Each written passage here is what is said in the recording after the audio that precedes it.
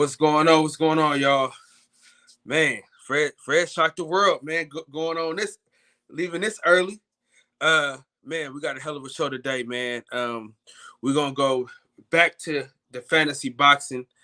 So now I put a little bracket together. Tone Brown, salute. Patricia Sheldon, salute. Birdman, salute. DB, salute. SF City Slicker, salute, my brother. Salute, salute, salute. So we're gonna do fantasy boxing. Um, we're gonna go Southpaw versus Creed, and we'll go Undisputed versus Apollo Creed. So we're gonna do those two tonight, and y'all tell me what y'all, you know what I'm saying, who y'all got or what y'all think about that. Rob G, salute to you, my brother. Oh, my wife is in the chat, guys. Delphia Davis, salute to you, babe. Yeah, man. So we're gonna talk about that tonight. And if y'all got any other people that y'all want to go versus each other, man, y'all let me know in the chat. Let me put this. Let me put the link in. Let me put the link and everything in here. Get it started.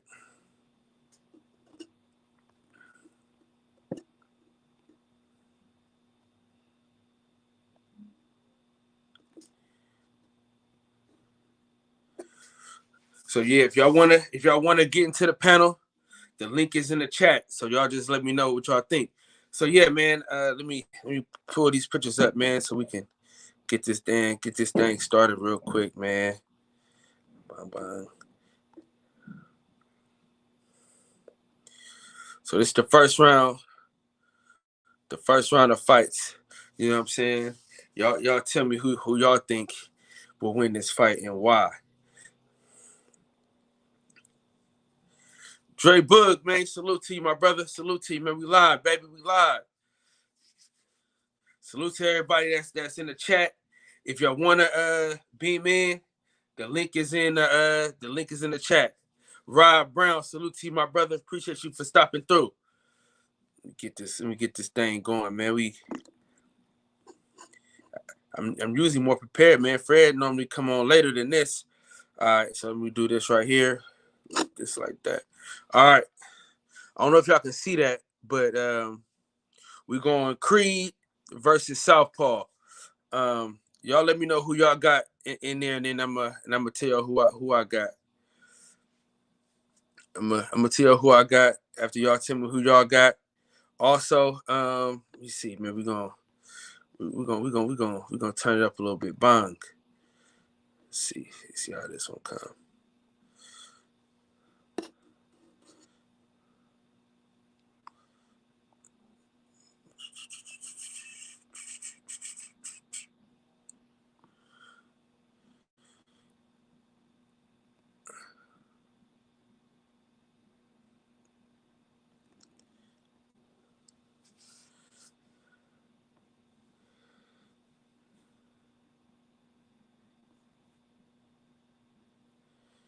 Yes, sir. Yes, sir.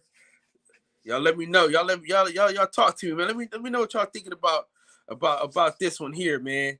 And then I got this one for y'all. Boom. You feel me? Undisputed versus Apollo Creed. Who y'all got in this matchup?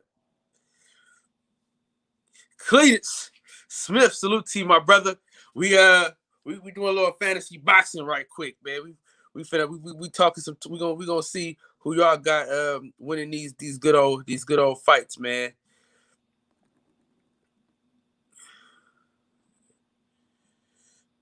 Let me see, bang.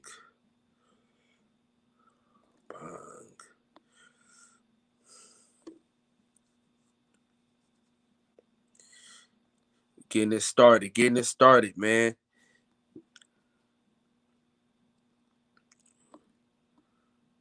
Boom. All right. Let's get it. JB, you already know, man. Go ahead and beam on in. You know what I'm saying? You already know what time it is. You know what I'm saying? Come on through so we can get it started.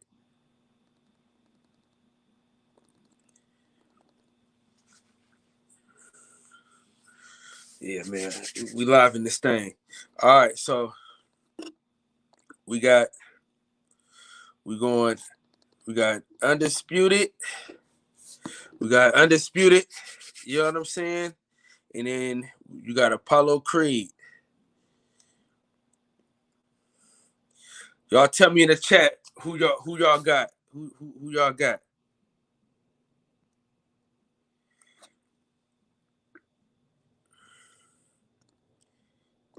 My dog. Here we go. One of the homies. JB, salute to you, my brother. What's going on? What's the deal, my guy Kyle? Shout out to everybody in the chat. For sure. So we got a little doozy going on right now. It's out of these two right now. All right. Okay, So Apollo. who you got? Who you got out of these two? Shit. Who that right there? Shit, I forgot. Damn. Ain't that what's from Undisputed, right? Yeah. Shit, I'm gonna go with Apollo Creed. Okay. Why Apollo Creed? He just like what we would describe as just technical boxer, good jab, good footwork, skilled fighter. So I would take him over Wesley Snipes. I'm probably going Wesley, man. He had to beat the harder guy. Yeah. You know what I'm saying? He had to beat the harder guy. He had ice in that joint. He had to really put hands on ice. You feel me? Rocky was cool, but Ice was he's that boy. Shout out to my dog, Sir Reggie Owens in the building. What's happening, big dog? Birdman, hit that like button, man. God damn it. DB, man. Hey, let us know what y'all think. Hey, Reg, let us know what you think about this matchup right here. You too, DB. Let me know what y'all think. So, yeah, I think I gotta go with the guy that he beat the harder guy, man. I gotta go Wesley on this one, man. For real. I say this though, I gotta go back. I'm gonna go back and watch that movie within the next couple of days, and then I think I see if I change my mind. I ain't seen Undisputed in a while, so you know what I'm saying. Rocky come on all the time, so I ain't seen Undisputed in a while, so I'm gonna have to go back and watch that movie. Yeah. See, this is giving us a reason to go watch these movies, man. This right here is giving us a reason to watch these movies. You feel what I'm saying? Yeah. It's like now it's like, okay, let me see who will really win. All right, so now we get to it. Let's get it popping. Let's get it popping, man. Let's see. So we're gonna go here, right? You know, so we're gonna go Cub Lane. You dig what I'm saying? DB, salute my brother. So we're gonna go here, all right, versus. Let me get it queued up, man. Let me get it queued up, man. We gotta go with the two hotheads though. We gotta go with the two hotheads. We gotta go with them. All right. Bond. We got Vin Rhymes versus Mr. T. Yeah, we got Iceman versus Cobra Lane. Who you got in this battle, man? Man, shit. I'm gonna go Iceman. Man, this is a tough one, boy. This is a tough one, man. I ain't gonna lie. This shit here. This one right here is kind of tough. Damn. Probably because I think I like the damn. You know what I mean? Shit. I did this, man. Well, you gotta go back and forth between these two cats. Sheesh. They both was raw though. They both was nasty. You know what I mean? I'm gonna go with Ice, man. He was a champion at the time. You feel me? He was the champ. And like I say, man, he fought a harder guy. I think he kills Rocky easy. You know what I'm saying? He kills Rocky. I think he kills him and Wesley Snipes. I think they kill Rocky, man. Them boys was throwing shots. Right. And they had great head movement, all the whole nine. No, man. Shout out to DB. DB, man, you gotta join the panel, man, and talk about this. All right, so check this out. So now So you got Adonis or you got Bruff and Southpaw? Say that again, Carl. I said you got Adonis Creed or Bruff and Southpaw. I got Adonis Creed. That nigga was in there against, like, I'm saying that nigga was training against real. I think Gabe Rosado was training with him and shit. So I got him. Like, Okay. that nigga, for real, that nigga, Adonis Creed was nice, though. You know what I'm saying? That's the father bloodline running in him. Yeah. Okay. So you got him over Bruff and Southpaw, huh? Yeah, he'll get his ass whooped. Oh shit, that nigga Southpaw. You probably Talk to me in bro. the chat, man. Who y'all got, man, for this matchup, man? Talk to me in the chat. Who y'all got, man? I'm going with Creed though. I ain't gonna lie. I'm going with Creed though. No question about it. I'm going with Creed. Shit, Creed, like Apollo. His father Apollo is Roger Mayweather. This nigga Floyd. Shit, I mean Uncle Roger and Floyd and nephew Floyd, basically. Hell yeah. I'm thinking. Yeah, I gotta go with Creed though, man. He, you know what I'm saying. He had to fight some tough guys, man. You know what I'm saying.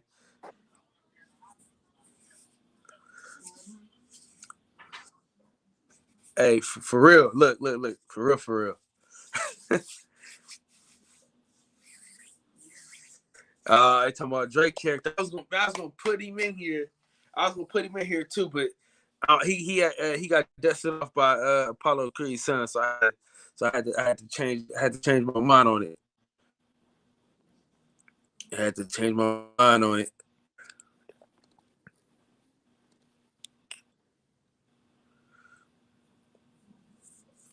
Man, for sure. So, hey, now we're not even talking about like what movie is the greatest movie or whatever. We're just talking about the particular characters and how they would shake towards each other. You know what I'm saying? So yeah, man, we started this one yesterday, man, and we started from this. So now we just gonna build on the fights. You know what I'm saying? Hey, Tank, if you ain't doing that, man, you can come through for sure. Highly anticipated. Salute to you, my brother. Salute to you.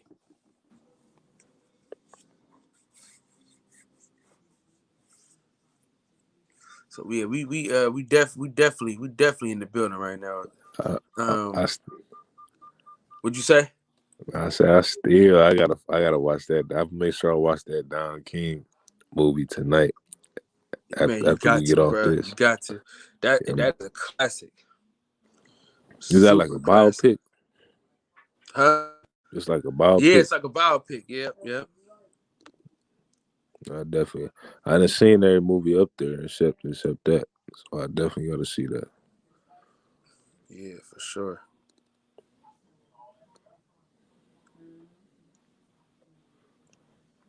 Yeah, so Tank said he got both the Creed fighters. I agree. I got both. I got son and father. All right, so now look. So we're gonna go here. Yeah. Let me see. Choose this thing.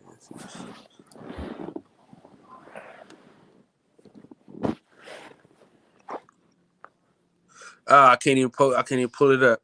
So it was gonna be Cobra Lane versus Drago. Who you got in that joint? Cobra Lane versus Drago? Yeah. They both was, man. I'm gonna take Cobra Lane. I feel like, I mean, that's a hard matchup. Like you said yesterday, them niggas both was juiced up, but I'm gonna take Cobra Lane. Juice for juice, I'm going Cobra Lane too though. Juice for juice. You know what I'm saying? He had dog in him. Yeah. Now, would you put Tommy Morrison in like Tommy Gunn? Would you put him in this fold as far as putting him against one of the fighters? Shit, I mean, he was kind of real. I mean, that nigga was a real life champ. So I mean, in reality, he washed all their ass. Yeah. But if we doing that, we gotta put Gabe Rosado in there. What oh, you talking about Creed? Yeah. I mean, Okay. can we do that or nah? Or they too much real boxing? I'm just thinking of like the main characters. You know what I'm saying? Like memorable characters from these different movies and stuff like that. I think if we keep it like that, I think we can get it to go further. You know what I'm Yeah, saying? I wanted think. to.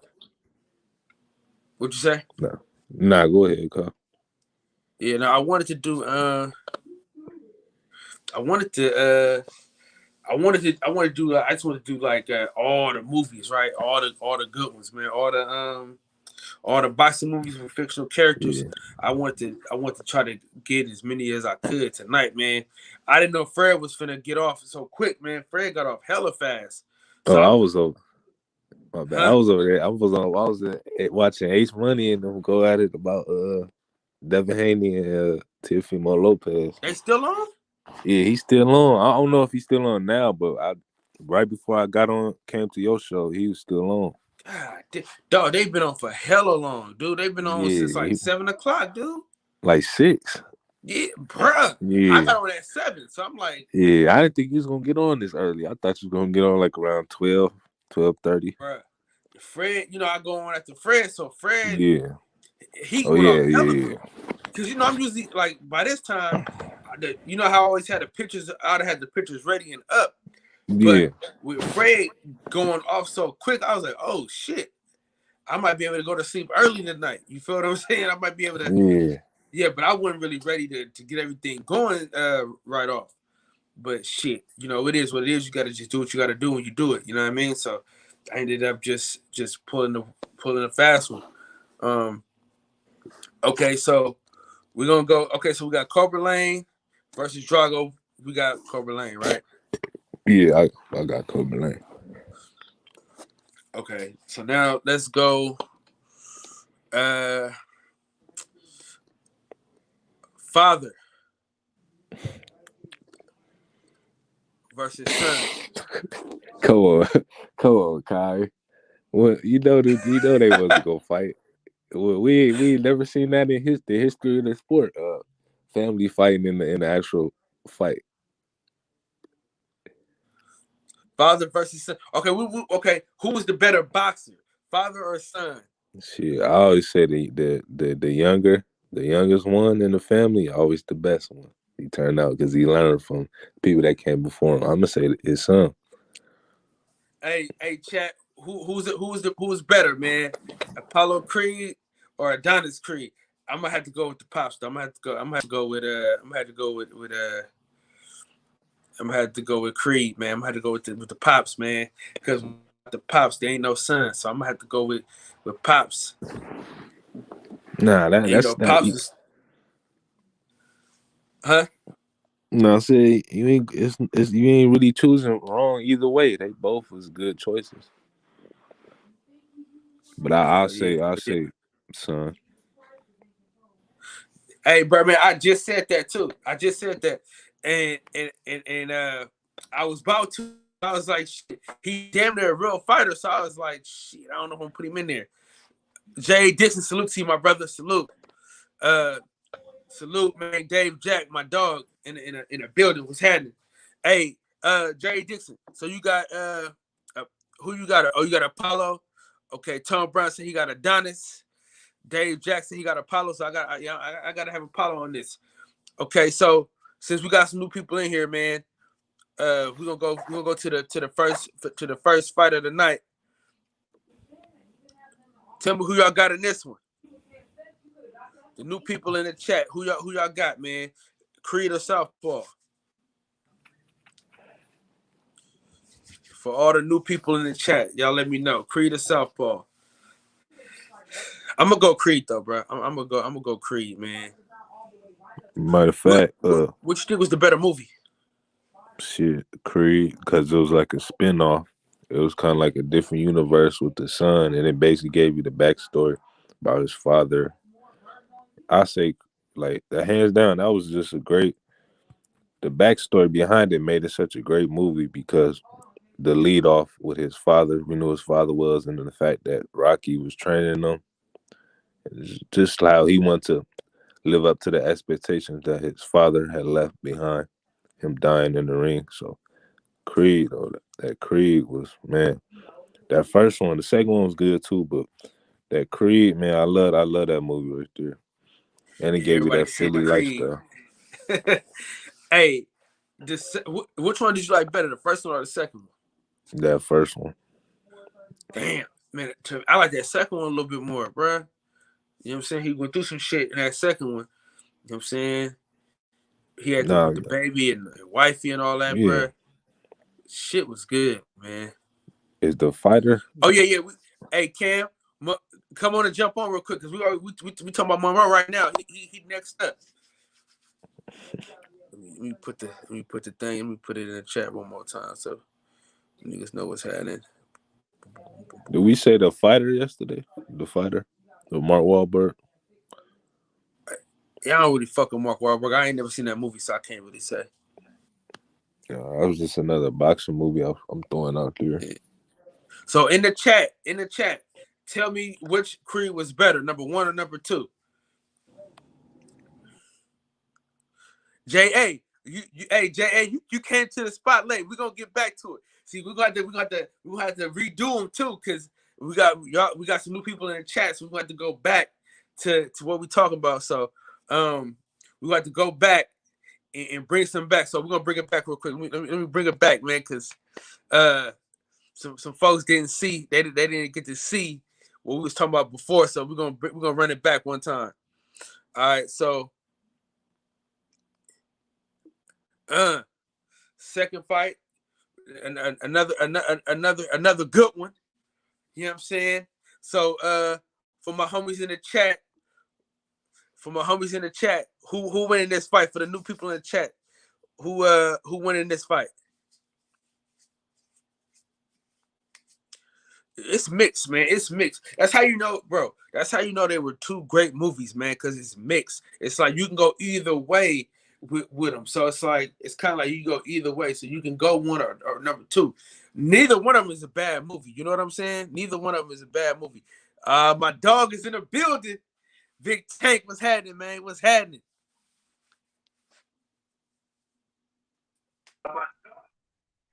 Yes, sir. Salute to y'all, brothers. What's going on? So Yes, now we sir. have to start this whole thing over again, man, because everybody coming in.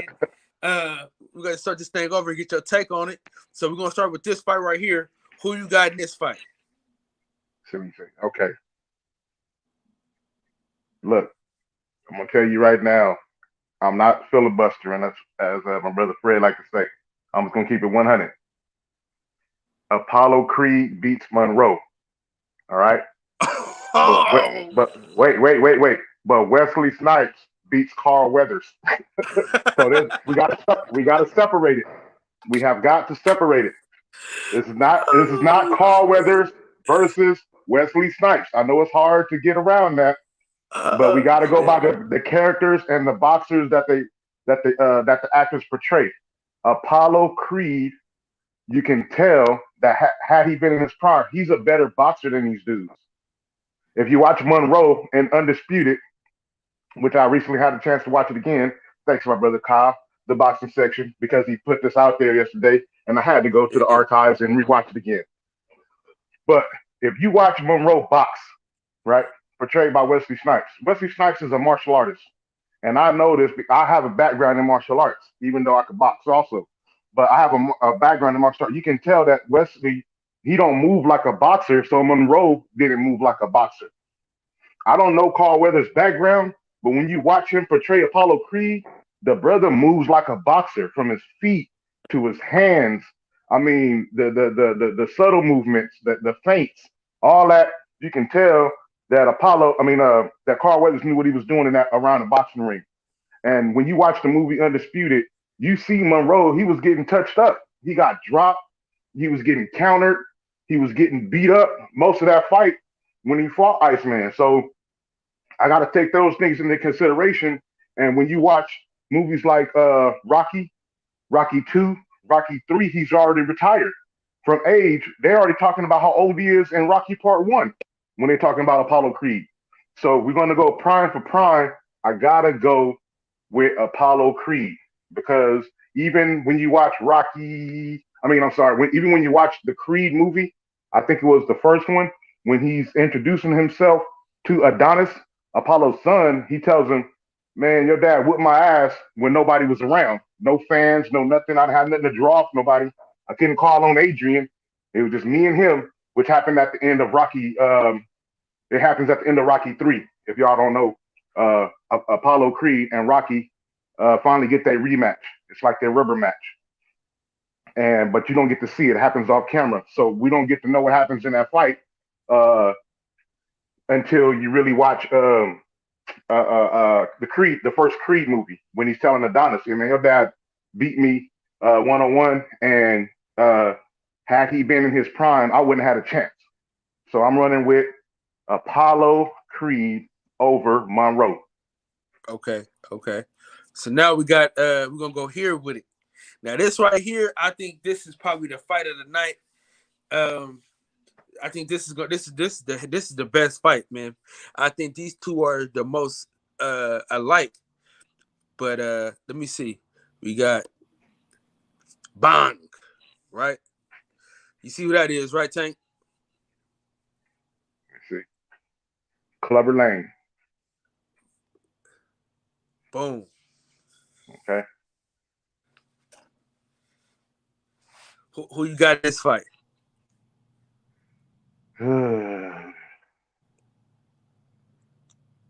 Are we allowed to have realistic? Like, can there be any draws, or just win or lose? Just win or lose, right? I mean, you can do a draw. Yeah, I mean, it was, because if there was ever cause for a draw, it would have to be this one. They just too evenly matched. Iceman was the heavyweight champion of the world before he got locked up on undefeated. In there, you know what I'm saying, kicking ass and chewing bubble gum, but he didn't have no bubble gum. So, I mean, shit. Damn, you gotta say it for what it is. But then you got Clubber Lang, who the only time we get to see, in all fairness to Clubber Lang, the only time we get to see him is in his hungry stage in Rocky 3, where he seemed like he was the young up and coming guy who just wanted a chance. And you know what I'm saying, I picture both of them going for broke, and both of them going for broke. When I watch Undisputed, I was more impressed with the backstory in terms of the plot than I was with Ving Rhames' actual boxing skills. He seemed kind of stiff at times, even though they got him putting hands on Monroe. But the viciousness and the plot and the backstory behind it is what leaves me if I was going to say if there was ever a time to make a draw, it would be that one. But Mr. T was throwing them dogs. I mean, and he was a guy who was he was putting fear, even though it was Rocky. You know what I'm saying? You could tell he was a guy who would intimidate his opponents. But I gotta go. I'll be fair. I'll go with a draw with these two. If you had to make me choose, if you had to make me choose, I'll go Clubber Lang.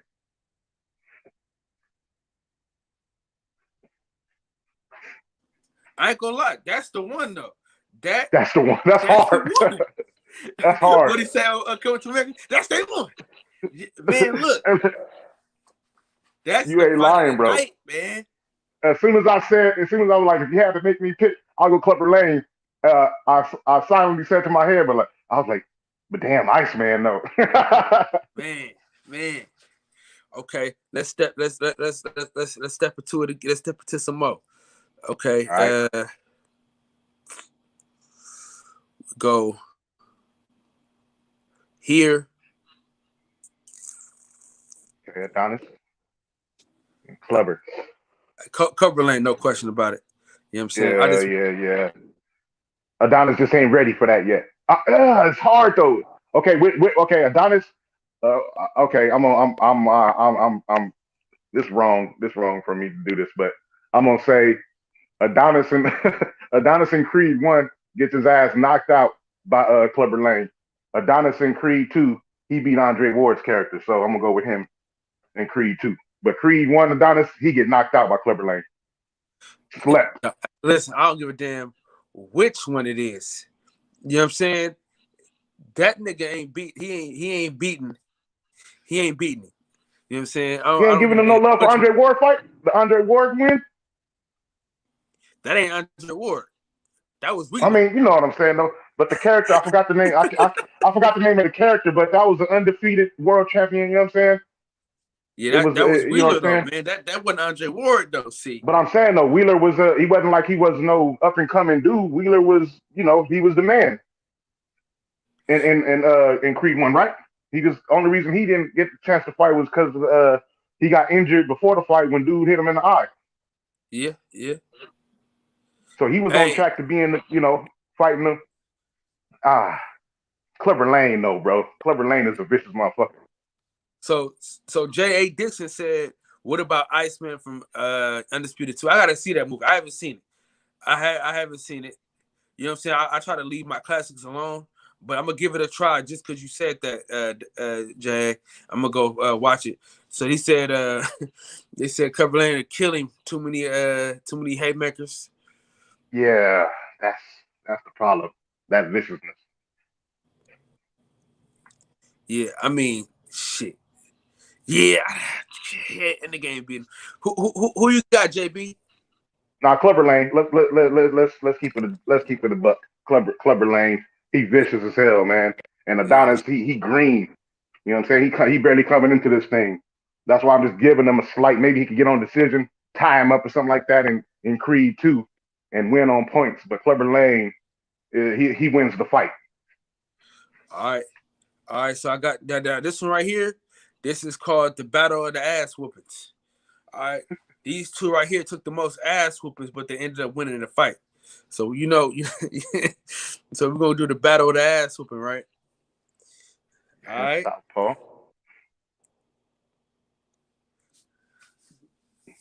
All right. Battle of getting your ass whooped and winning the fight. These two niggas right here, dog. Rocky whooping his ass. He knocked the shit out of him. Yeah, you got to go with Balboa because he's proven. He's a proven commodity. Get knocked down, get back up. That's his whole character. That's what he is. The man got to win over Apollo Creed. Hell no, that's one of the because I remember when the Rocky movies first started, they was doing them 15 rounders. So it'd be one of them long guys all the way to 15 rounds.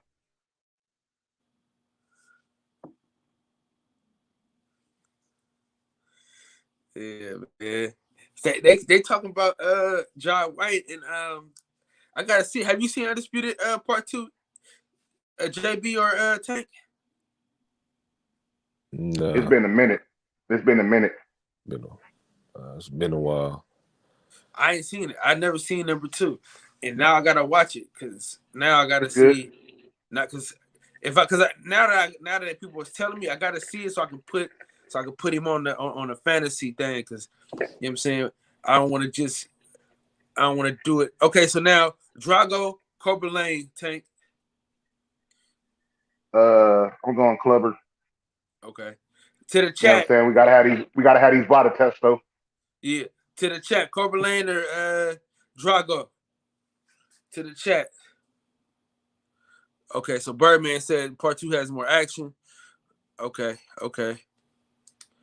Yo, so Dave Jack, we're not doing no biopics. We're doing straight like characters from the ground up. You know what I'm saying? That people had to think of and give life to.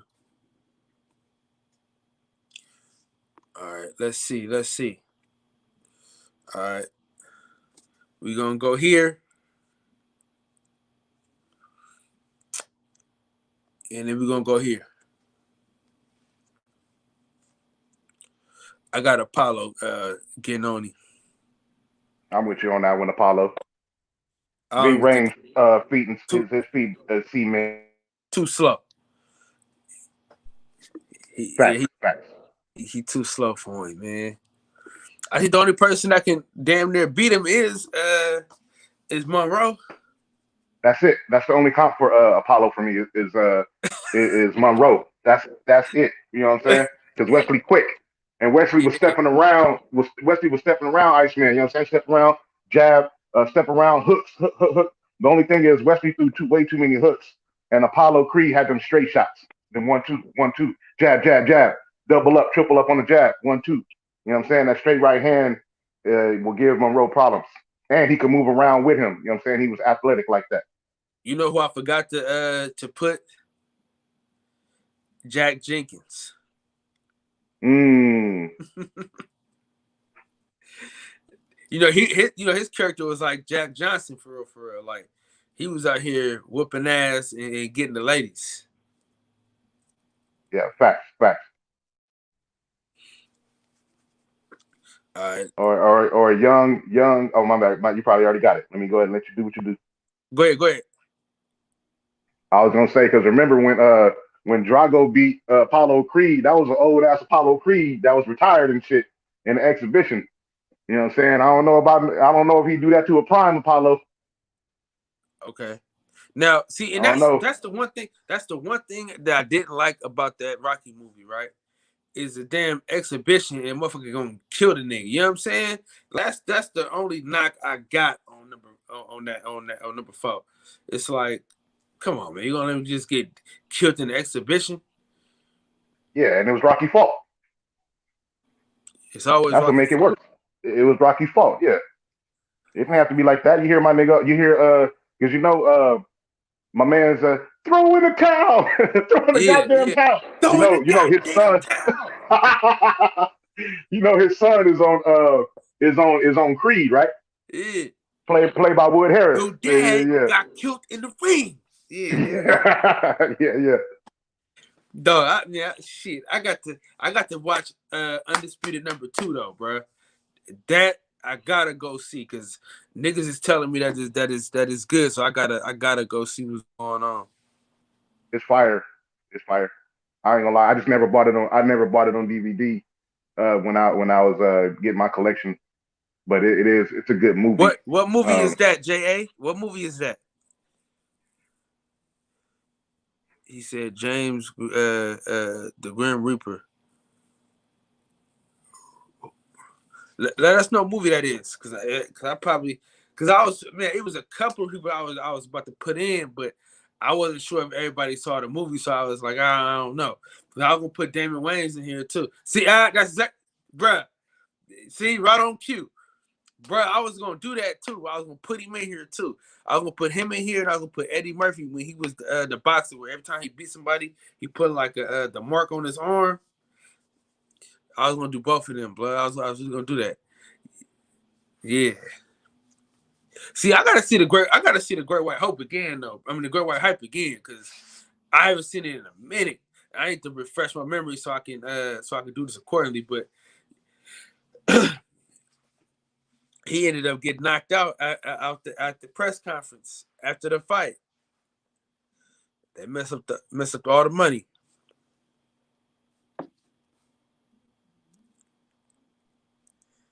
Yeah, I gotta watch that Great White Hype again. I ain't watched that in a minute. Man, we got to. So I know. So this week for the movies, man, Undisputed #2, Don King, and then we'll do the Great White Hype. You said did you say yesterday? You said I'm sorry. Yeah, no. This morning you said Hurricane as well, right? Yeah. Shit, Can't forget Hurricane that too. one. Yeah, Yeah, don't forget the Hurricane, John. Reuben Hurricane Carter. That's more for the movie. I mean, I'm gonna keep it 100. That's more for the movie than it is for the boxing. But it's just a great movie, and the brother's story is a great story of overcoming his situation. Knowing damn well he didn't do what he got locked up for, Yeah. and that racist ass damn cop that was fucking with him since he was a kid was the reason why. Oh yeah, no, but see, that's a real movie though, Birdman. That's Vinny Paz. That's this guy right here. That's Vinny Paz. He that's the one that broke his neck. So that's a real guy.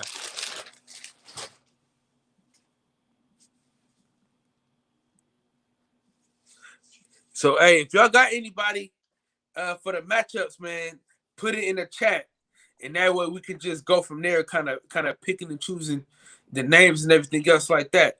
But so as it stands, Apollo Creed is probably gonna be the champ.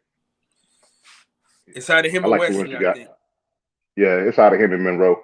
That if they was on, if it was like a what do you call the thing when you do a tournament bracket? If it was like in bracket form, I would put Monroe and Apollo on different sides. Definitely would, and I could see them meeting up. You know what I mean? Man, listen, Tank. If Fred didn't get off so goddamn quick, man, I would have done. That's what I was in the middle of doing.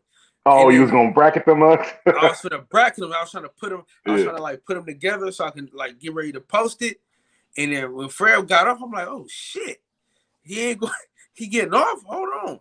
So that's kind of what happened, man. That's kind of why the show kind of was like everywhere at first when it first got started. Because shit, I didn't know I was gonna go on this early. I was getting ready for 12. You know what I'm saying? So I had to step into it.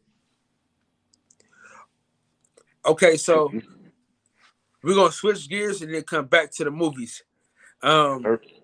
So this weekend, there's two good fights on. I mean, two different cards.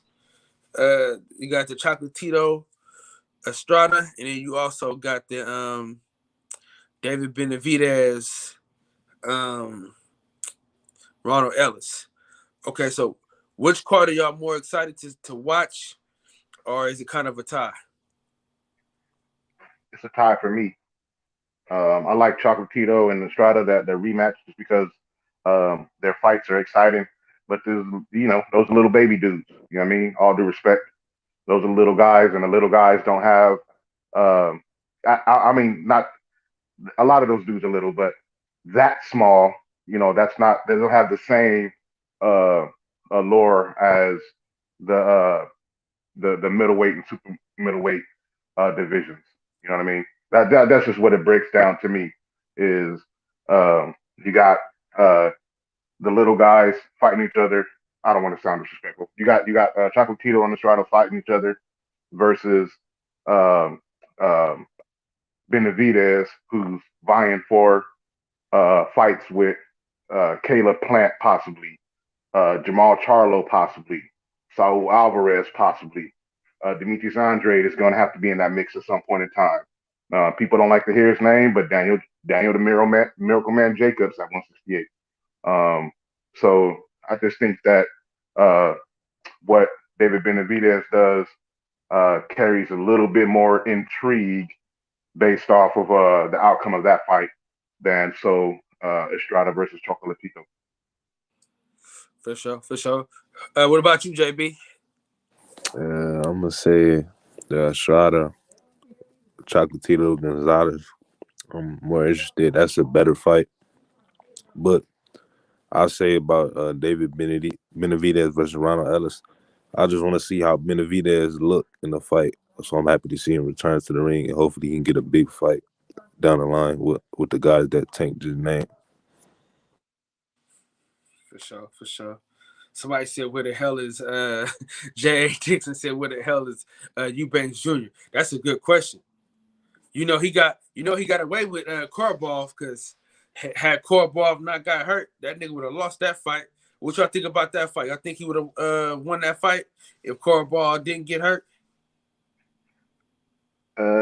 Hard to say. I mean, Eubanks got the skills, but in the fights, um, during the fight, a lot of guys usually can make him fight the way that they fight. I do see that a lot. And I like Eubanks Jr. But he's right in the mix. He's in the mix too. But so is Karabov. So uh, they're all in the same pot that they all need to be in there competing against each other to me. But as far as who would have won if the injury, that's hard to say because who's to say that, what I'm saying, he don't gas out and get tired if he don't get injured. You know what I mean? For sure. How do y'all feel about Gary Russell, Ray Vargas? And I'm just happy to see him back in the ring. Obviously, it's not what, I'm saying, that people want to see. But, I'm just happy to see him back in the ring. You know what I'm saying? Gary Russell, hopefully he can make a statement with this title defense. And hopefully after this fight, he can get a big fight. That's what I want to see him in a big fight. You know, it's well past due. It's been last time he fought in a super, I wouldn't say a super fight, but in a fight that we thought he had a chance of losing was against Lomachenko, and that was in 2014 for the, I forgot which title, it was for a vacant belt at 126. But I just want to see him back in the ring, and hopefully he get that big fight that we've been looking for. Obviously, you know, the Tank fight, that's a fight that a lot of people want to see. That's probably not gonna happen, but he need to be in big fights. That's really all I gotta say to sum it up. But he needed to get back in the ring though. He doing that. Hopefully he can stay more active. But that's all I really gotta say about Gary Russell. For sure. Yeah, I'm excited just Yeah, to see him get now. But go ahead, Tank. My bad, bro. No, you all good. I'm with Jason, man. At this point, I just want to I'll settle for watching Gary Russell fight a cold. You know what I'm saying? Shit. At this point, I'm just a fan of his skills, and you know what I'm saying. He's a throwback fighter, but um, in order to stay relevant, you got to stay active. You got to stay in the ring. You got to fight. But it's my same thing that I have with Demetrius Andrade, who's one of my favorite active fighters. In order to prove it, you got to do it, and you got to get in the ring and fight. You got to be active. Um, as far as uh, his, to me, his last fight, you know, I want to say that that you thought he was going to lose, or that I thought he was going to lose, but I thought going into the fight, I was like, oh, this is going to be competitive. Was Jojo Diaz, and that wasn't that long ago. But that's just me. You know what I mean? I think Jojo Diaz is a good fighter. Um, so you know, I think that Vargas is a fight that he should take. Go ahead and defend his title, and then figure out what he wants to do after that. Because there's a lot of time left in 2021, so he still has time to get that fight done and still get another fight in before the year's out. And like JB said, I would hope that second fight is against the name that everybody in boxing can respect.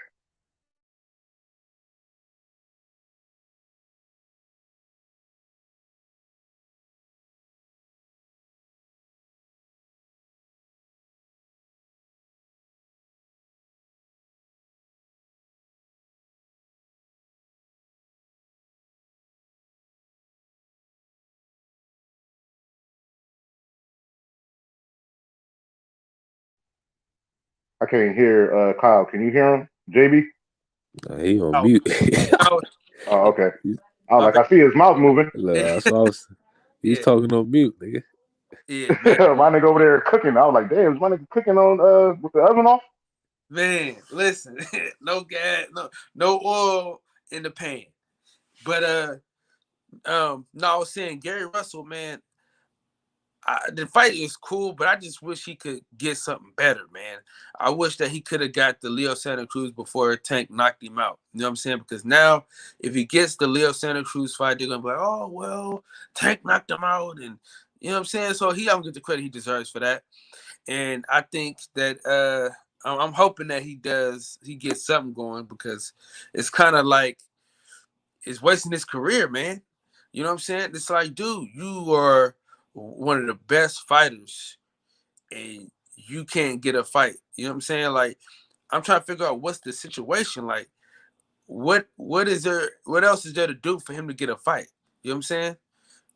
Go, y'all. Anyone can answer that. Man, he should have took the Devin Haney fight. You know what I'm saying? They sent the actual offer, like not no internet offer, not no fake offer. They sent the actual offer. He said he got lowball. He should have took that fight if he up to greatness. And if he's saying he want these big fights, I mean, he got offered that fight. He should have took that fight. You said what? Which fight is that? He should have. Oh, the Devin Haney. Yeah, the Devin Haney fight, man. Even though he is small, he would have been coming up. I mean, that's still. that's still a good name on Devin Haney resume because a lot of people criticize his resume for not fighting anybody up to caliber. But that would have been a good name on Devin Haney resume, and it would have been a good challenge for Gary Russell. See, look at this. They say Billy Joe has been 200 plus in his offseason. Man, he getting his ass. See, man, that's what I'm saying, man. Like, you want to – it's so hard to root for Canelo, man. You know what I'm saying? He always he always knowing when to get somebody. You know what I'm saying? Like, dog, I don't even want to talk about that. You know what? I'm not even going to talk about Canelo, bro. I'm not even going to even get started on that shit because it ain't going to do but piss me off, man. To be honest with you, because it's really ridiculous, man. Billy Joe Saunders is the worst human being. I mean, one of the biggest pieces of shit. You know what I mean? Like, he's just a terrible guy. And for him to get this big payday, man, kind of pisses me off. I don't know how y'all feel about Billy Joe Saunders, but I can't stand that motherfucker.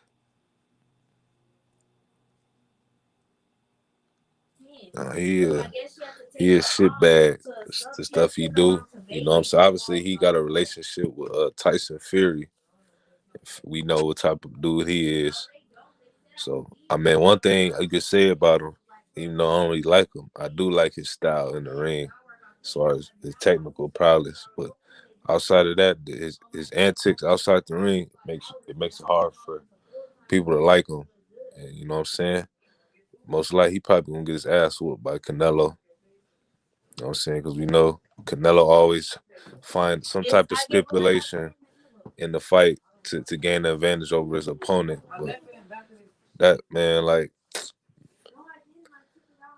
man, like, when have you ever heard an opponent have 3 fights lined up down the line for him after one fight? That ain't never happened before. So it's obviously, like I'm saying, like this, I don't know, it might be fixed against Billy Joe. Because I ain't never seen nobody already have a opponent lined up 3 fights down the line. Yeah, bro. It's hard to shit, man. The shit. Man, talking about Canelo is depressing as hell, bro. I'm gonna be honest with you, man. I'm gonna be honest with y'all.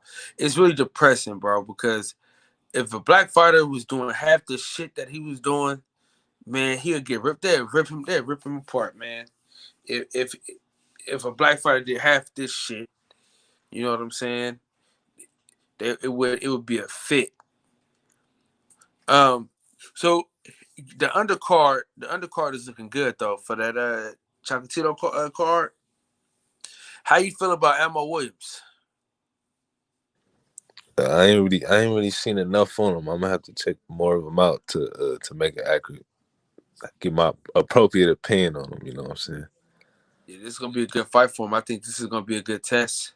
I like Ammo Williams, man. I think he's fast, strong. He picked up boxing at a late age, so you got to respect that. No, facts. And then put Canelo.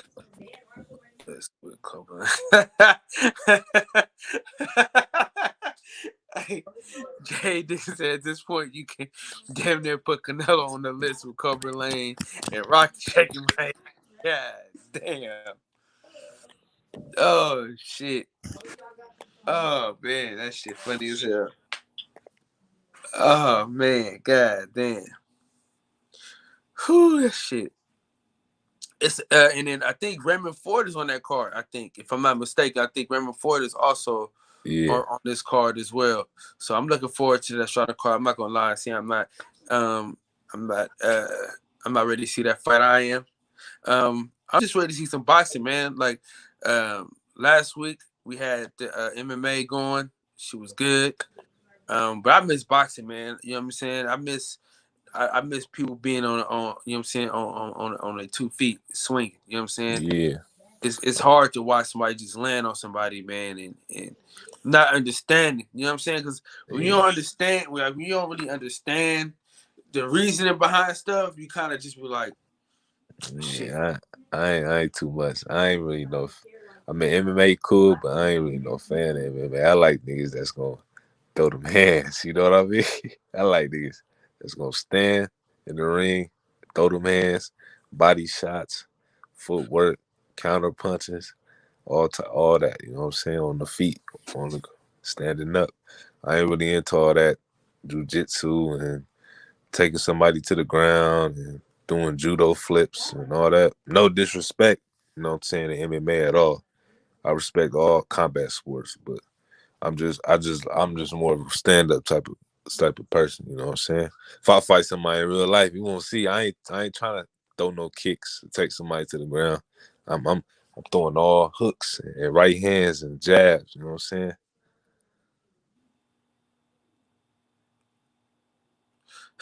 Somebody said last week was my first time watching MMA and most likely my last. That shit was kind of sus. Well, I mean, that fight in particular was, but I see some where niggas was throwing hammers. Like, fuck hands. They was throwing hammers at each other, dog. And that's what I thought was going to happen. I kind of thought they was going, because at a time, normally putting fists on people. You know what I'm saying?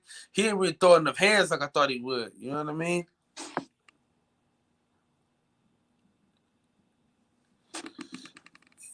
Can't do anything but win. That shit funny as hell. J.A. is killing Canelo right now. So if you had your way, man, what's the fight to be made? In the boxing world? Yeah. Man, you already know I'm going with this one. Minus Terrence Crawford and Errol Spence. You already do. Okay, minus that. Is it a fight that it got to be like? Is it already in talks or just any fight? Just any fight, man. Okay. Any fight that you just want to see. I'm gonna be honest. I'm gonna say, yeah, because it's a couple fights, but personally, I want to see Devin Haney versus Teofimo Lopez. That's the fight that I want to see behind the Spence and Crawford fight. That's the fight that needs to happen. I mean, what? Okay, so what fight makes the most sense happening right now? I think the most fight that makes sense to happen right now. Man, I know you don't want me to, I can't say it, huh? I can't say it. I'm saying you can say it, but I don't think that's the most. You know what I'm saying? That makes sense. That don't make the most sense though. It do. Who else is left for them to fight? Well, I'm saying the fight that makes the most sense is Teofimo, Devin Haney. You know what I'm saying? Because it's so much stuff going on about that belt. So you can kind of nip everything into. I see what you're saying. You see what I'm saying? And it's kind of he the only person left to fight Teofimo. To be honest with you, we know that fight ain't gonna happen because we know what's going on with that situation with Teofimo Lopez, or what you like to call him, Hofez. we know that's. I mean that make the most sense because of the situation going on with the WBC. I get what you're saying, but yeah, I agree with that. But I don't think that fight ain't gonna happen. Not this year, at least. I'm gonna be honest with you though, bro. I got a bet. I got a bet for $500 that Terrence Crawford, Errol Spence don't happen. I already got a bet. I bet my homeboy already. I made that bet. I made that bet long before the accident, before all that. I said I bet 500 they don't fight. So I don't see them fighting at all. And I don't see this fight happening either, Rob Brown. I don't see that fight happen. I don't see. Listen, man. It's hard for me to trust Bob Arum to make the right decision as a boxing fan. You feel what I'm saying? I don't believe he's gonna do right by me. You know what I'm saying? I just don't think so.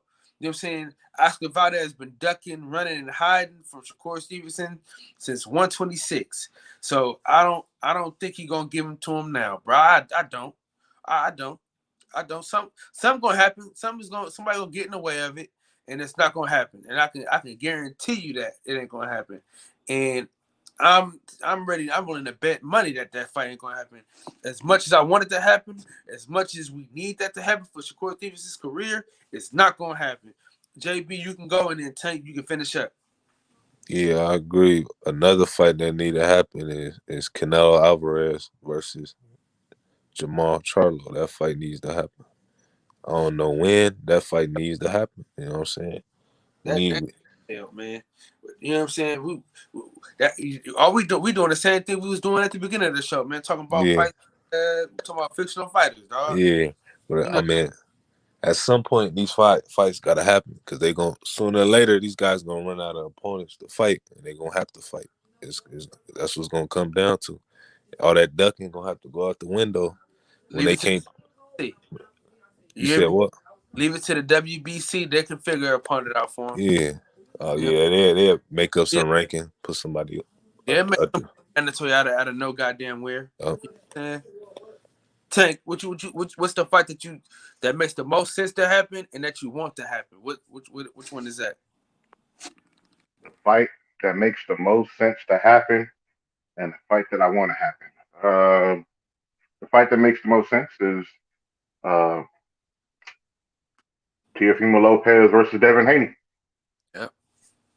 That's there's just too many questions around what the WC did with that division in terms of their title at lightweight. Um, in essence, they gave Devin Haney the same exact belt that they gave Teofimo Lopez. You know, um, so that has to be settled in the ring.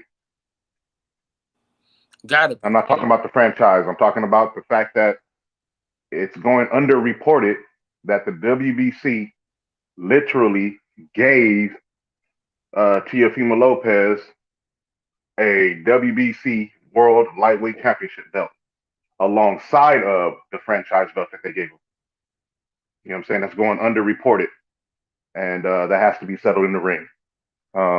Another fight I'd like to see is Shakur Stevenson versus Valdez, or Gervonta Davis versus Oscar Valdez. Just stylistically, that Valdez versus Gervonta Davis fight would stylistically be entertaining. Um, in the higher weight classes, I would like to see Jamal Charlo get a shot to unify his WBC middleweight title with Gennady Golovkin,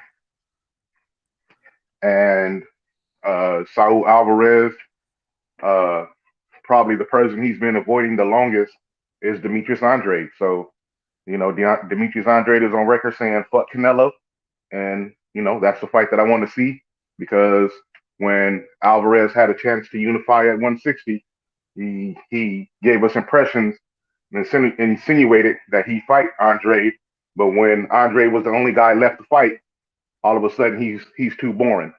So I like, and it's odd because out of all of the southpaws and the quote unquote slick boxer puncher guys that's out there, Demetrius Andrade, he's probably the least boring fighter that's out there, with the way he puts his punch combinations together, the way he attacks, the way he mixes offense and defense. Stylistically speaking, he's probably the least boring that's out there that is a quote unquote uh, pure boxer, as they say. So those would be the fights that I would say that I'd like to see that make the most sense. For sure. Yeah, no, you had some great fights on there, man. But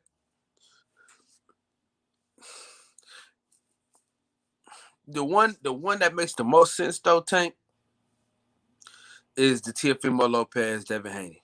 You know what I'm saying? Behind that one is Oscar Valdez, Shakur Stevenson. So I agree with you 100%, bro. It's one of them things where you want it to happen so bad, and it's not. We're you know what I'm saying? We are gluttons for punishment, dog. That's what it is. No, so I don't know. What did I say? Also, did I say Huh? Caleb Plant versus, and also, I don't know if I said it or not, because now I switched my mind, but Caleb Plant versus David Benavidez. That's the one. Yeah, nobody talking about that one. That's the one. I tell you the truth though. I'm gonna give y'all. So look, this is what we're gonna do, right? We're gonna pick fights for holidays, right? So Juneteenth, we'll pick fights. For Mexican Independence Day, we'll pick a fight. Cinco de Mayo, we'll pick a fight. You know what I'm saying? What else? What else? MLK Day, we'll pick a fight. You know what I'm saying? And y'all tell me like who should headline those days. You know what I'm saying? So starting with you, Tank, what you got? Come on, man. We can't be having nobody fighting on MLK Day. That ain't gonna sell. That's supposed to be all peace on Earth Day. People gonna have a fit. They can't be fighting no niggas on no damn MLK Day. Can't happen, bro. Juneteenth, yeah, because that you know what I mean. But I don't know about MLK Day. All right, all seriousness though. Okay, Juneteenth. Cinco de Mayo. Okay, Juneteenth. Okay, stress. Juneteenth. Um, I'd like to. It has to be Gary Russell Jr. and an opponent of his choice. Hopefully, that choice is Devin the Dream Haney. The reason being is because those dudes know where they come from. Not only that, I said Gary Russell, Mr. Gary Russell Jr. name first because um,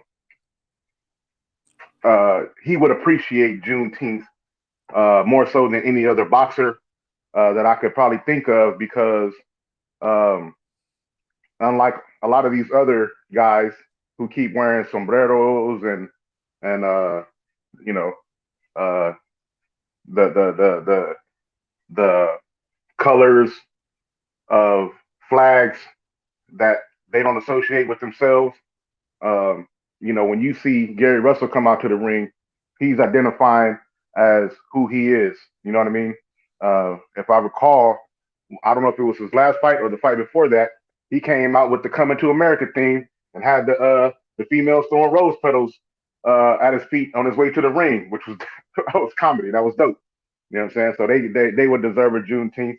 And of course, Devin Haney, Bill Haney, they are guys who definitely come from that North California, Oakland, Bay Area, knowing about the history of the struggle, and they would appreciate it as well. So that would be my Juneteenth headlining card. After that, you can put uh, um, any other black fighter on that card against whoever else, because we be fighting other people on their Independence Days, so they can fight us on our Independence Day. For sure. Who you got? Who you got for that, JB? First, shit, throw the dates at me again, Carl. We're gonna start with just Juneteenth right now. We're gonna start with Juneteenth. Juneteenth. I'm gonna make Jamal Charlo versus Demetrius Andrade, and then for us, I'm gonna say for Mexican Independence, September, I'm gonna make Canelo versus Benavidez. And then is there one more? Another date? Shit, that might be it. Oh, okay. Them the two for Juneteenth and Mexican Independence Day. Them are the two fights I got. When did in whatever weekend Obama became president, man, when he got sworn in? I think January 20th. In January. That a co-main event for my Juneteenth would be Clarissa the Goat Shields versus Savannah Marshall.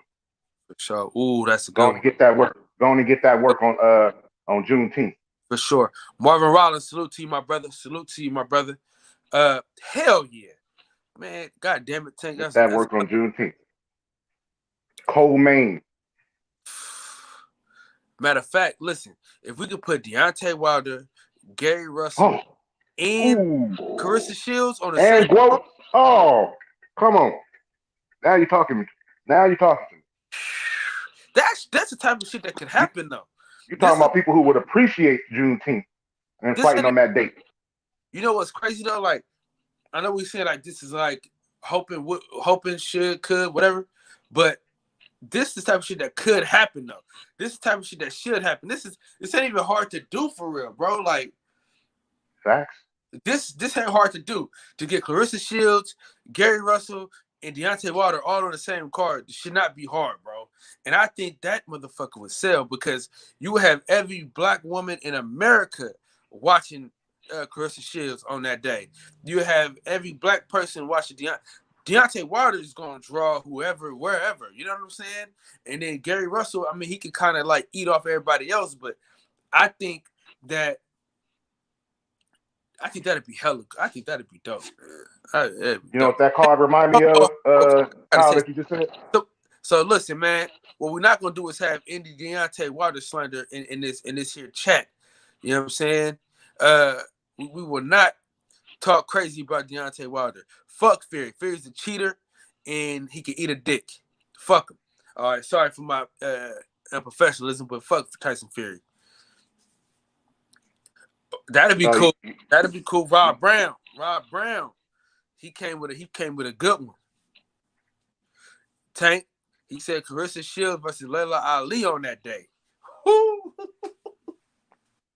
It's good for eyes, but I mean, it don't really do nothing for. I mean, like I'm feeling Clarissa now at this point.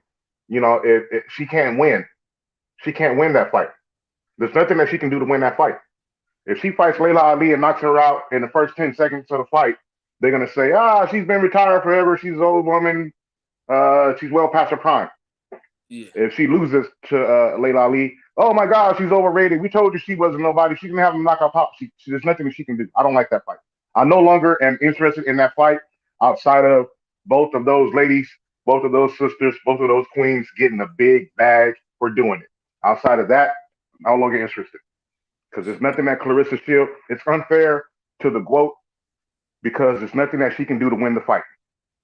Okay.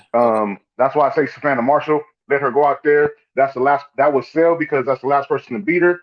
The shit talking to be real. It'll be authentic.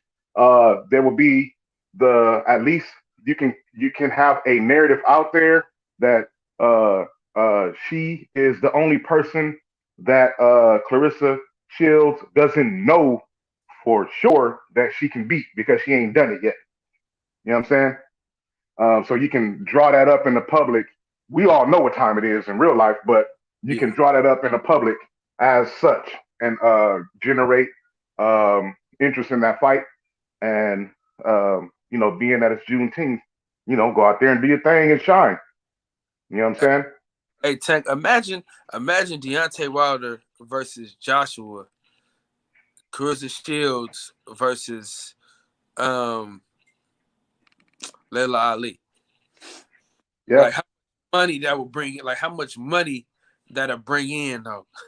That shit would be crazy. That's paper. I don't know what's selling. I don't know what held it up because it's like if they don't want to pay the ladies, and I don't like to see that. You know what I mean? Because last time I checked, somebody was talking about putting $10 million on the table for the two ladies to get in there, and you know what I mean, and for the two ladies to get in there and make. It shouldn't have been an issue to get them a bag of money that that they deserve. The only thing is this. Hold on, scratch that. The only thing is this. We have to put this caveat on it, Kyle, and I hope you agree with me, and I hope JB you agree with me as well. All championship title fights in women's boxing at least should be in women's boxing should be 3 rounds, 3 minutes a round. If you ain't gonna do it for every fight, at least for the title fights, please. 3 minutes a round. Man, I went on JB will tell you, I went on a rant about this the other day. About almost an hour talking about this. That's what's ruining women's boxing. It's not the pay, you know what I'm saying? It's not the fighters, it's the 2-minute rounds. Because it's like right when they about to get started, the round is over. It's every time Clarissa Shields was on top of her and she hurt her, right when she was about to get into it, the bell rings. It's over with. Go to your corner. It's like, God damn, man. Like that's what's killing it. Yeah, you got and it. it's all of them. Even if you're not gonna do 12 rounds, okay, I get it. But at least give me 3 minutes. Even if you don't give me 12 rounds, 3-minute rounds would be cool. Big facts. And it's all of them, man. I don't want to single out Clarissa because it'll sound like to the people who are her haters that we making excuses for her. But it's all the women deserve 3 rounds to work. You know what I'm saying? From Franchise Cruz, Raquel Miller, Tanisha Estrada, the Amanda Serrano, you know what I'm saying? All of them deserve time to work. These women have skills. They want to get out there and showcase their skills. They have decided to put their bodies and well-being on the line, just like the men have. And who is who to say that they don't deserve the pay that their sacrifice deserves? Man, they deserve that paper, man. I'm not gonna.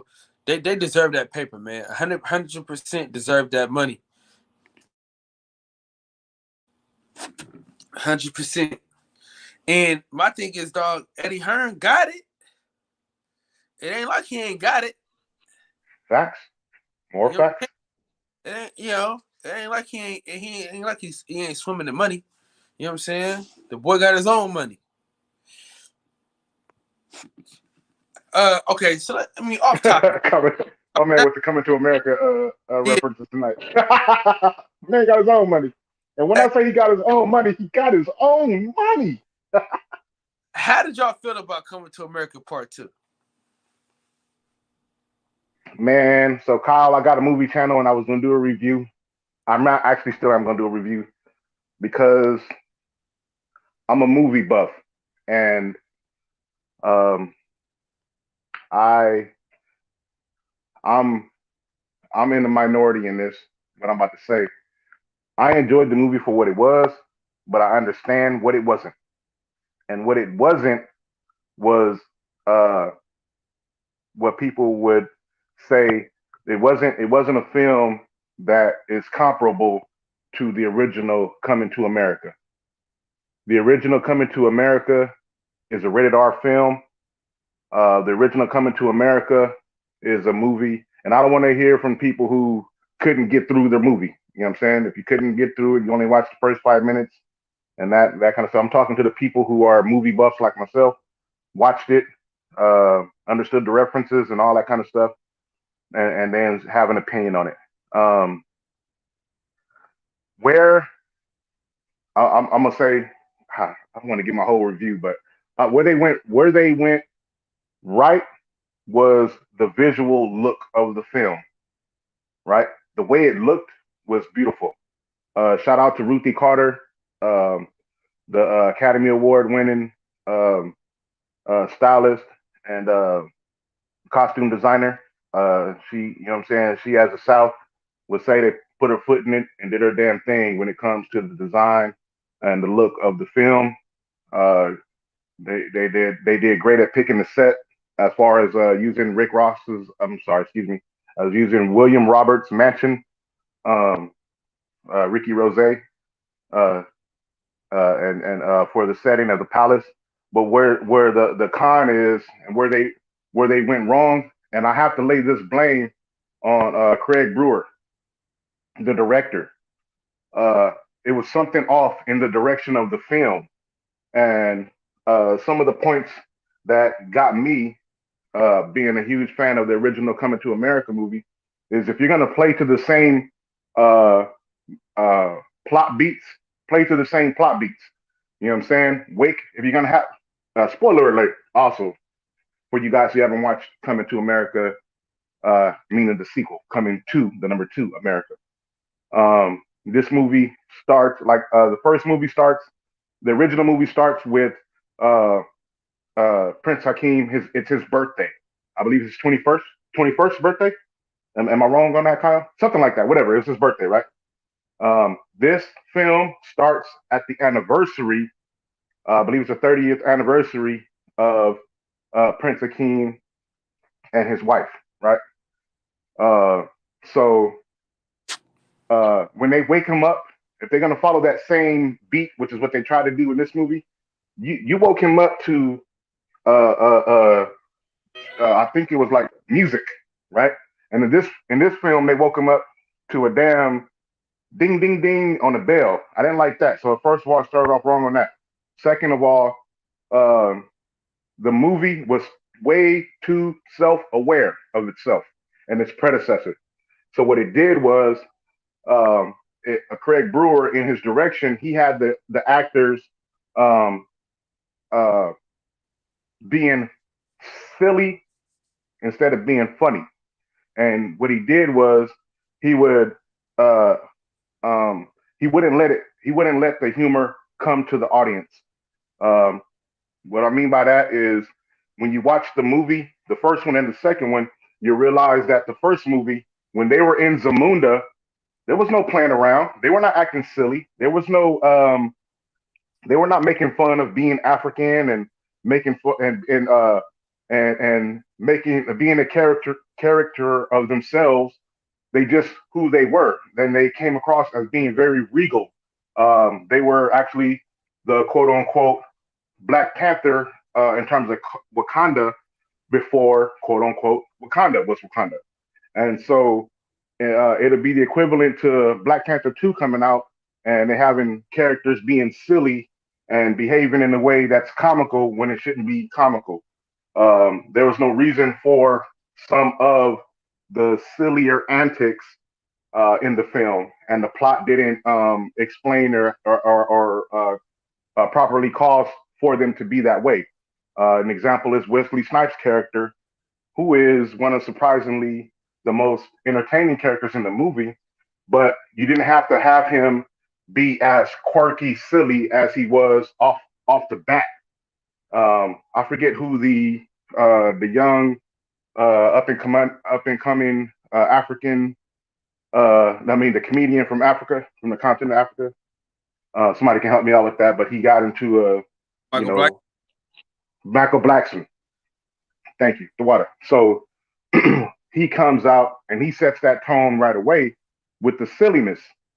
And you never saw that in the first Coming to America. They were not making fun of being in Zamunda or being on the African continent. They just were, and they behaved as a regal people. The character, General Izzy, that Wesley Snipes plays, his father is Colonel Izzy in the original movie, and he's the one who gives his daughter away to Prince Akeem, who he makes stand on the foot and bark like a dog. Well, when you look at Colonel Izzy, he doesn't seem silly. So why would Wesley Snipes be silly? You understand what I'm saying? Why would he come out there with a special dance, walking down with a bunch of guards and all this other kind of stuff? Why would he be that? It just didn't fit. Why would his son? Huh? Am I going too? Am I doing too much? Am I long winded? I had to tag me in, bro. Go ahead, brother. Go ahead. My bad. Go ahead. I don't want to hog it up. That's what I've been saying. No, I'm saying I just had to say this. That's the same thing I've been saying, right? It's like the first one, it was funny. It wasn't, it was like it had a serious tone to it. This one, the tone wasn't serious enough. Like I always equated to Friday and Friday After Next. You know how Friday had a serious tone to it where it was funny. Even parts that wasn't supposed to be funny were funny. With Friday After Next, everything was a goddamn joke. You know what I'm saying? That's what man, you hit the nail right on the head, bro. And that's why I tell people to rewatch it, because if you gotta just clear your mind of the first one and then just think of it as a whole nother movie, because that's what it is. Facts. And you'll enjoy it more if you do that. What you just said, you will enjoy Coming to America sequel a lot better if you look at them as a movie that's sort of kind of more likely paying some kind of homage to the first movie as opposed to it being how do you say, a traditional sequel to the movie. Big facts, bro. Big facts. For sure. And bro, Timmy. Yeah, I'm gonna do a review, and you are more than welcome. I want to do it on my movie channel though, so I'm kind of like holding back because I'm up here with the Sweet Sound Examiner brand, and I'm trying to branch out and show that I'm about more than just boxing and sports, and I have a whole setup, and I want to do the platform like that, and show my movie skills too. But go ahead. Sure. Your other channel? Yeah, I don't even. I think I'm my only follower on that channel. I'm barely like when I say I'm barely out the mud with it. I'm barely starting it. It's gonna be called IETV and Movie Talk. Okay. Um, so I'm not sure if it's even.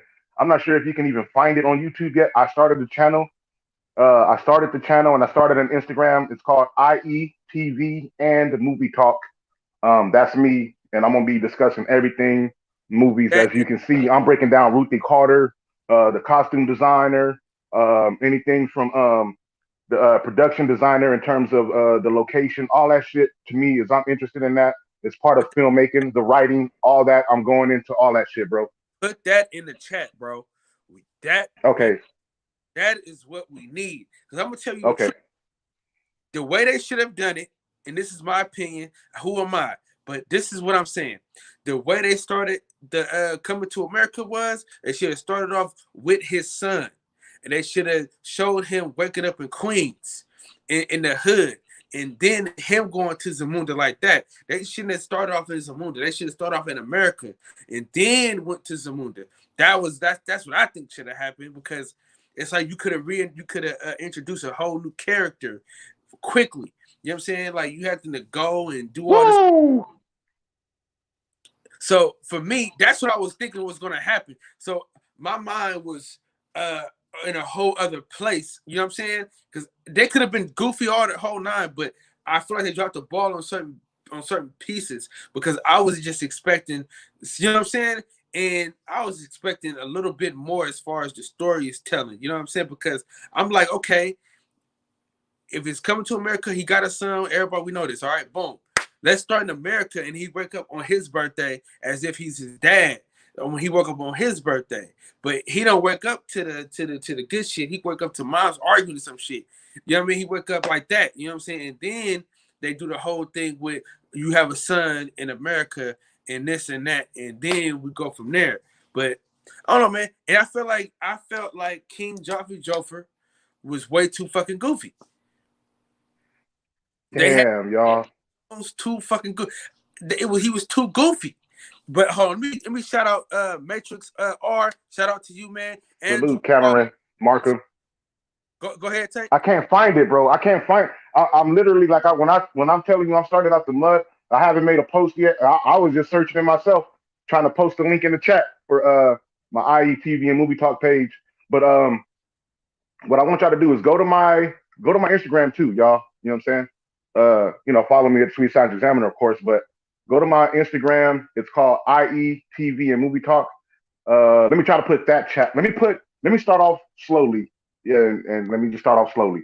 I'm gonna put my Instagram uh link into the chat, and then I'll go from there. And anybody who follow my Instagram, when I get the YouTube set up, I will put that link in the bio of the Instagram page. Does that make sense?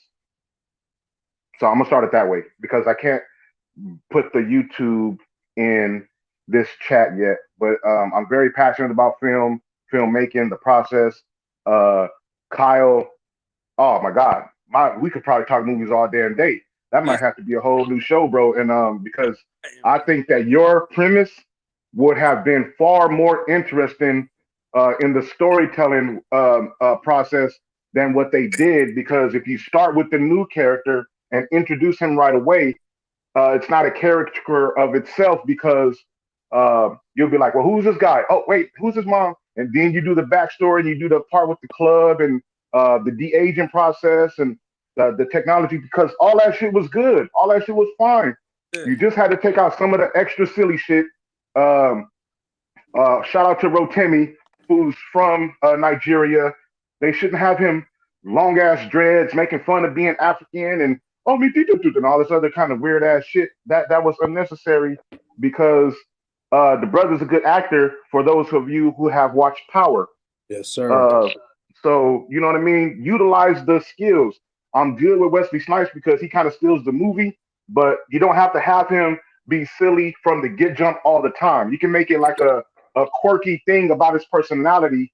You didn't have to have his. You could have made a reference to his sister jumping on one leg. You could have said like, "Oh, you left her on one leg for the whole time you were in Queens, and you didn't let her. And she didn't come off of it until you got back." But to say that for the last 30 years, she's been like that while he's been back in Zamunda.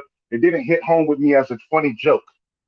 You know what I'm saying? So it's like a lot of little things like that that that I didn't like, I should say. But there's things in the film that I did like. I love the fact that they had his daughters.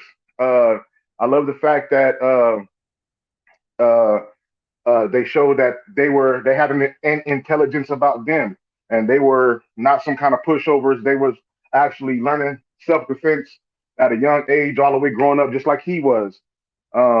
Those kind of things that I really liked, but I didn't like too much of the pullback or the plan on the actual lines of the first movie and things like that. You could have done it a lot better, and the brother Kyle probably had the very best way to start this film, which would have been in Queens, and then you go from there, and he tracks it back, and something comes up to where, because obviously, I can't remember her character's name. His mom's that they call her in the movie. His mom's knew that she was with, Prince Hakeem. You know what I'm saying? So they could have showed how that word traveled back to Joffrey with King Joffrey, and then him letting Akeem know that.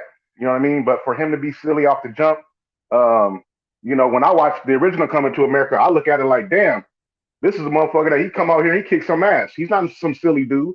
When Samuel L. Jackson comes in to rob McDowell's, they kick his ass real quick. Like it didn't take no time to do it. It was like, man, he got a shotgun. So what? Nigga, we got skills and we confident in what we do. We've been doing it since we was kids. Take his ass out, and you know what I'm saying? What they say, I'll be forced to thrash you. Thrash his ass then. You know what I'm saying? But I didn't get that feeling in this movie. And that's a shame. And the blame doesn't go to Eddie Murphy to me or the cast. It has to start with the direction. If you know anything about filmmaking, they're going to take their beats from the director, regardless of how powerful Eddie Murphy is, regardless of how popular he is. This film had the original writers from the original movie, so it could have did a better job. The only addition to the writing team was the creator of the TV show Blackish, and you can see his imprint on the movie. But I'm gonna save that. I'm gonna try to save that for when I get my shit up and running. My bad. I didn't mean to hog it up. I see we got more people on the panel too. Nah, you talking that shit. I just had to come on here and say that. You was talking that shit. I like that breakdown, man. Even Kyle, that start would have been, ooh, that would have been, that start would have been hard. I know. Yes, sir. Yes, sir. I know they wanted to be family friendly, but fuck that. You know what I'm saying? When I seen it was PG-13, I already knew. I was like, I hate that. Yeah. On me. And they could have did it. They could have still did it. They could have still pulled off a good, what I hated? Hard PG-13 movie. Yeah, it was too much pop culture references for me. You said what? Too much pop culture references. Like they were just throwing them out there too much. Yeah. Cause the thing is, right? My whole thing is, I knew it was gonna be silly, but it felt like Norbit. Like I love Norbit, but I don't want to mix Norbit with Coming to America. Now, if anybody knows me, they know. Cam, you know, I do Coming to America references every day at work, bro. Right. You know what I'm saying? You know me. I don't watch that movie probably a million times. You know what I'm saying? So I know every part of that movie. And so I'm catching the little subtleties that they do. Like I like the part where the daughter and the son, where she was like, "You want to get this all the way back to Queens?" And he was like, "Nah." You know what I'm saying? That was good. That was good little stuff. And my thing is, it was just too fucking goofy, man. I mean, you know what I'm saying? Like, I just felt like it could have been funny, serious. You know what I'm saying? Like a serious funny. Like Coming to America was so funny, but it was so serious. Like even one of my favorite parts when nigga fell down the stairs and he was like, "You conscious, nigga? You conscious, motherfucker?" You know what I'm saying? That was funny as hell, but the nigga was serious as hell when he said it. He said, "Clear your wrist, motherfucker." You know what I'm saying? That was one of the funniest parts of the movie, but it wasn't hella goofy. You know what I'm saying?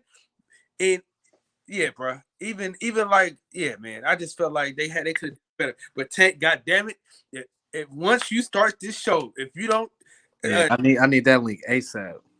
bruh, You do TV shows too? You watch Snowfall? Tell me you watch Snowfall. I can't tell you that man, you gonna be mad. Okay, I have watched Snowfall. I started the first 2 seasons, I think. Maybe the first season and the second and the half of the second season. But man, I don't know how to say it. Respect. It just don't have the same feel to me as like even like something newer like Power. It don't have the like. Have y'all watched The Shield? Y'all ever watch that show with the Strike Team, Vic Mac? See, I'm a person that I like the realism. So I like the realism of the Snowfall series, but the some of the actors was kind of like they didn't draw me in their roles. Some of the plot points and how things went down. You know what I mean? And what's crazy is I know people on the show. You know, you know what I'm saying? You know how when you see your peoples and you be like, oh nigga, congratulations, you got this show from season 1. You know what I'm saying? The girl I grew up with in that motherfucker. Um, you know, seeing her get her shot on TV. So I mean, I was basically what I'm saying is I have a reason to be invested in the show, and it didn't capture me like I wanted it to. I have heard all the great things about it. My boy from who was also on The Wire, who played Monk, Kwame Patterson, he's on this season 4, so he got a role in that. Shout out to my homie, shout out to my dog Kwame. Who else? Melvin Gregg. I think he came in a season or 2 ago. I don't know what character he plays on the show, but I seen him on there. I actually used to work with his fiance, his woman, and her sister. So I mean, I have a reason to be invested into the show because my people's is on the show. You know what I'm saying? But it just didn't compel me like that. I will not write it off. I'm gonna try to get another, give it some more watches. But I said all that to say I'm into realism and that 80s feel coming in the 80s. It just I don't know something about it that is, and maybe it's because also I fuck with the real Rick Ross and he don't vouch for the show. He don't give it his okay. And you know what I'm saying? I fuck with Rick Ross heavy. That's why y'all heard me earlier. I said I didn't refer to Ricky Rose, the person whose house they used for Coming to America, as Rick Ross. I checked myself and called him William Roberts II or Ricky Rose. So I fuck with Rick Ross heavy, and there's some behind the scenes static between the creation of the Snowfall show and the way John Singleton came about it, and conversations that he and John Singleton had about it, and Rick Ross his involvement or lack thereof with the show. So I got some kind of underlying things with it, but I'm not gonna write it off, man. I'm a fan of great filmmaking and great television. So don't take nothing I said as me writing it off. It's just something that it hadn't compelled me to stay into the story, and that's no knock on that because Breaking Bad did the same thing to me. I watched the first couple seasons, and Breaking Bad didn't compel me to stay interested in that. I'm with you on that one. I think I'm like me and you the minority, bro, because everybody I know loves that show, but I just couldn't get into it, bro. Like I tried to get into it like a lot, but I never could just really get into it as much as most of my homies did. Yeah, I don't know, man. It was cool, but I just couldn't. It didn't capture me. Like with Power, even like Tariq, even though people you hate Tariq, like you don't like him, you want him to die. Even with him having his own show, they made you change your mind about Tariq, man. And that's kind of the feel that I was right. You know what it is, Kyle? Not to cut your thought off, but you know what it is. When you said something, it just popped in my mind. I know what it is. With Snowfall, it seems like they some of the characters they overdo it. You know what I'm saying? They overplay their roles. Franklin might be the only compelling character so far. Now, again, I haven't seen Melvin Gregg, Kwame Patterson. You know what I'm saying? And how they did their roles, or D. Ray Davis. I haven't seen none of that. But It seemed like that. You know what I'm saying? Something you said that's made me, that popped right in my head in watching the show. It's like uh they the characters that are a little bit more. You know what I'm saying? Power is it's a lot subtle, a lot more subtle. You know what I'm saying? They let the characters develop. They don't. They seem like they're a little bit more grounded, and the situations are better. I respect them tags. I'm born '92, so I'm looking at the '80s outside looking in. So if you're growing through that and seeing it in real time, I can see where you'd be like, that's not really how it would go down, or that's not really what it would look. Facts. I'm born in '79, bro. Exactly. Yeah. Thank you for pointing that out. So I can understand how that could look, but damn, it was something you was saying and I was thinking of and I just forgot it. I hate that. I was like, damn, I hate that. But yeah. Hey, when you get into the show, Cam? That's what I was about to say. Season 4, this new season, it was about Rick Ross, the real Rick Ross. They need his touch right now because it's going in places. Yeah, DeAndre Bond's character, he's great. But they need the real person in there right now, showing them and telling them like, this ain't how it would go down, or this ain't how it would look, because it's overdone in some instances.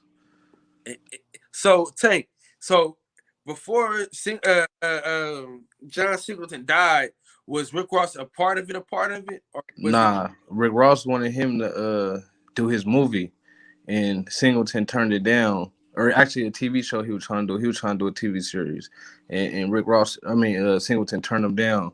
And then after that, he came with the Snowfall idea and started doing his shit. You got it.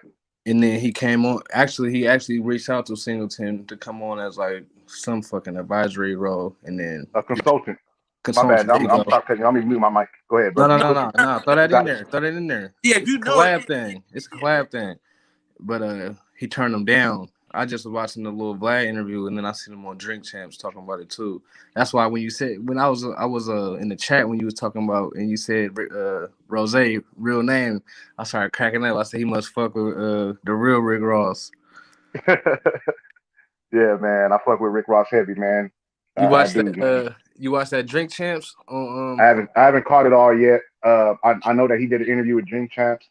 Um, I I purposefully don't support Vlad TV unless it's it's like a must. Like the person that's on there is not talking anywhere else. Um, I'm making a concerted effort. I have not fucked with Vlad TV since he came out. I'm aware. I know who he is. So respect that. Vlad is he come from an old mixtape underground circuit where he Vlad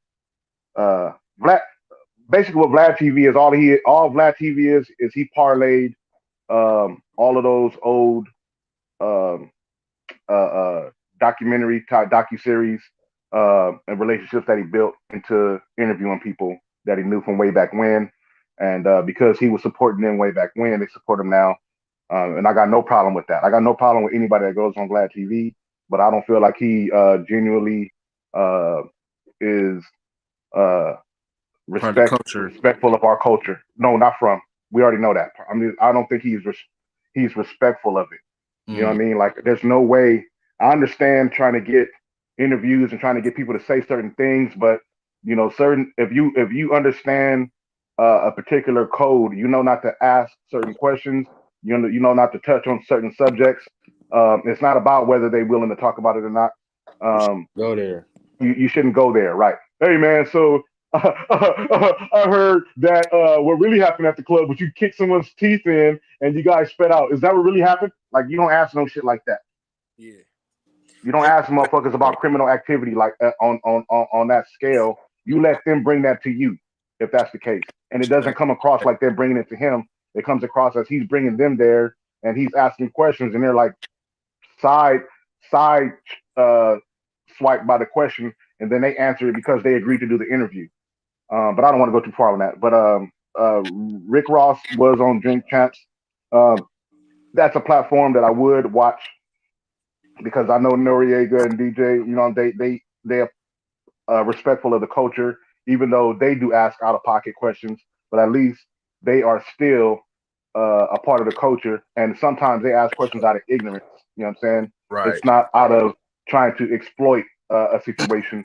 You can tell because when Nori gets confronted on the fact that the question that he's asking is out of pocket, he'll reel it back in.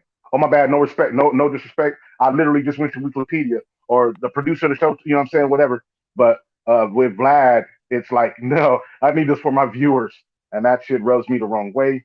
I can just feel it in my soul. I don't know if that's fair. You know what That's I mean? 100. Yeah. I don't know if it's fair, but that's just the reality of it. But No, yeah, that's 100. I fuck with William Roberts. William Roberts can fucking rap. No disrespect Facts. to Ricky Rose. That I think that he should have been. I think that out of respect, he should have changed his two things. I think that out of respect for the real Rick Ross, when he got himself free from prison, that he should have did two things. Rick Ross, when he was free, he made a point to say, "Listen, I don't want no royalties from you using my name. It's just that I did so much damage with what I did in the past that I don't want that being glorified in music the way you do it." And at that point, William Roberts he had been so successful and made such a great name for himself in the music business as being a writer and a performer of hip hop music that he could have stood on his own fucking name. And not only that, he have created this other persona, which was a larger than life persona of this yacht club. This brother that's a part of the yacht club where he's now known as Ricky Rose, and he could have made a great career off of Ricky Rose the same way that we now call the man that we grew up calling Puff Daddy, we call him Diddy now. You know what I'm saying? With no hesitation. Oh, P Diddy or Diddy. Well, if you grew up when I grew up, there was no way he was gonna call him anything other than Puff Daddy. You know what I'm saying? And I think that William Roberts, Ricky Rose had put himself in a position to do exactly that. You know what I'm saying? He could have carried off. We can call it Jay-Z Jigga or Hove or whatever you want to say without, you know what I'm saying? Um, Without calling him Jay-Z and it still have the same weight. I think Ricky Rose would have had the same weight as him going by Rick Ross, and out of respect, people would have fucked with him on this side in California and whatnot because the brother can rap. You can say what you want to say about whether he's real, whether he's fake, correctional officer, this, that, and the third. Um, Shout out to Queen CC because that's her. I get that shit from her. This, that, and the third. But the reality of the situation is this: um, he could have been slanging as a CO.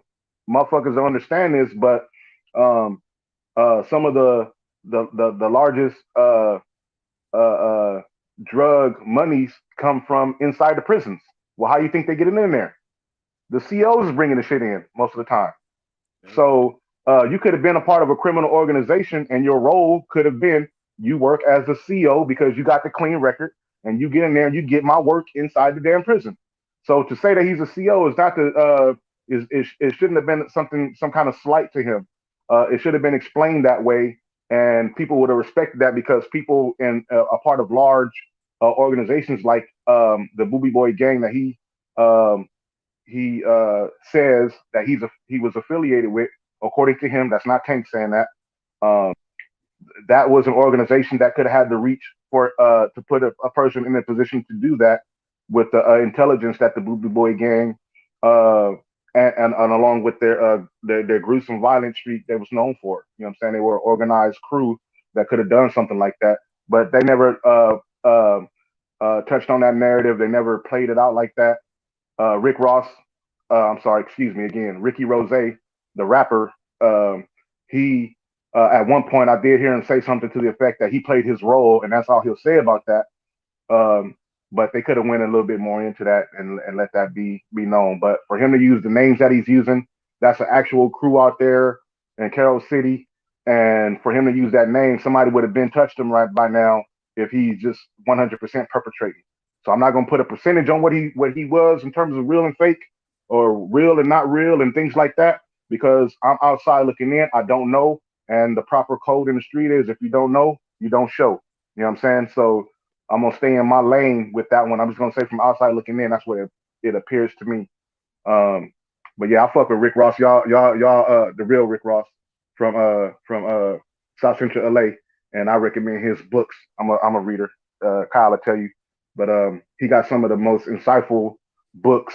And for a brother to be illiterate, come out of learn how to read, teach himself how to read in prison, and come out with the intellect and eloquence that he has, and be a author and the books that he has is something that should be commended.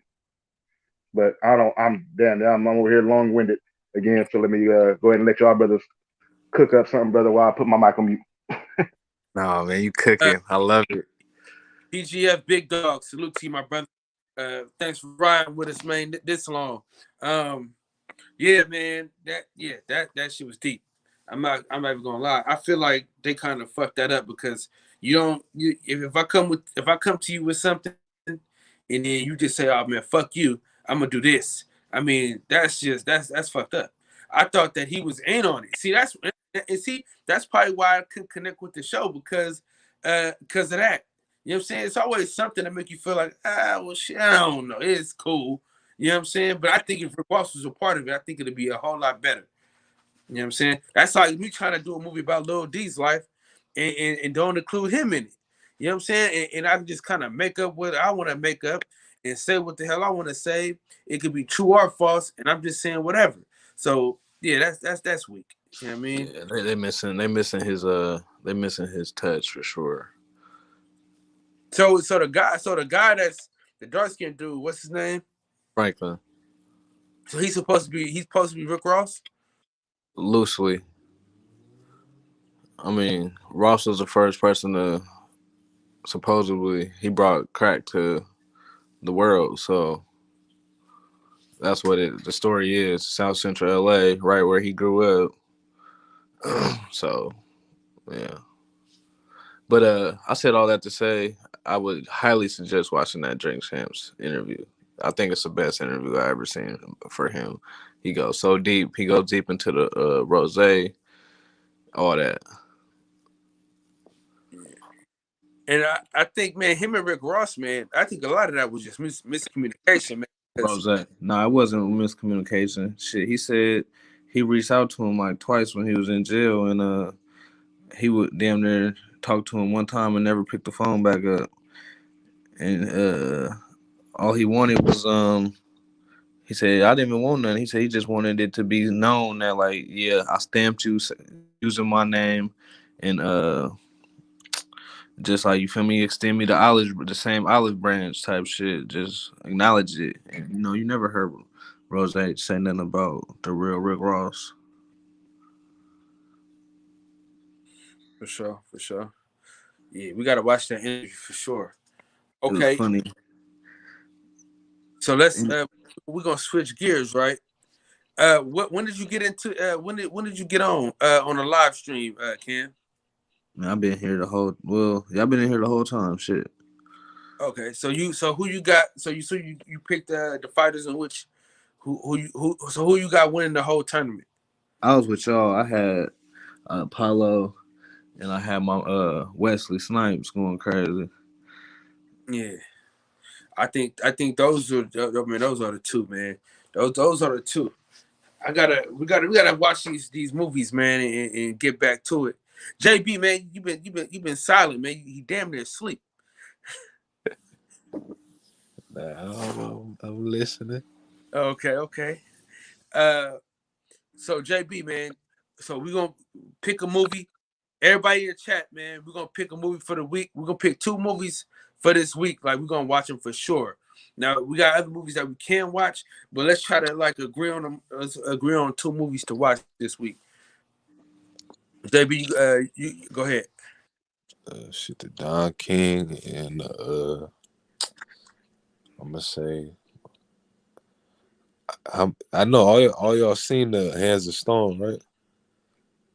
I have. I have. All right, never mind. I'm Put gonna it in, say put it in the chat. No, we can see it though. We can see it again. I've only seen it once. yeah, that was a good movie. I'm gonna say the Don King Right. and the Hands of Stone. Okay. Go ahead, Tank. Uh, I would say the same one. You know what? Fuck it. I'm gonna say the HBO movie Tyson.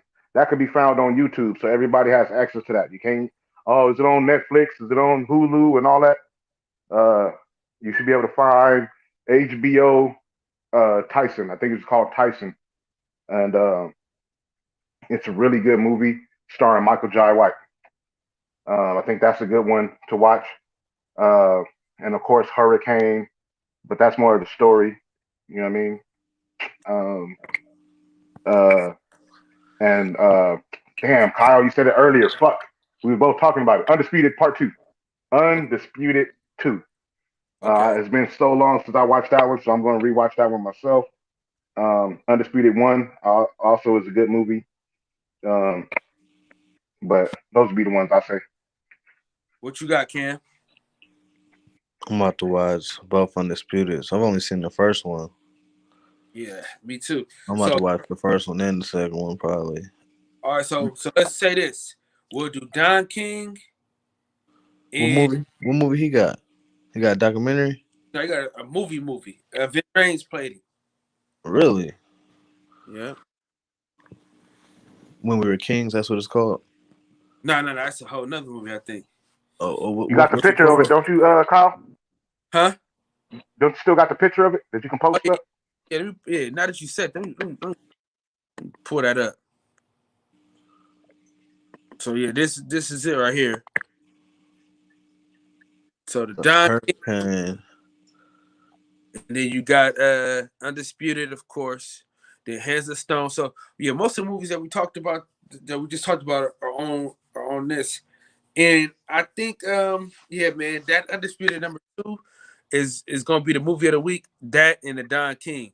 I think that because nobody's seen a lot of people haven't seen the #2 of Undisputed, and a lot of people haven't seen the Don King movie. So I think we can go with those two just to be safe.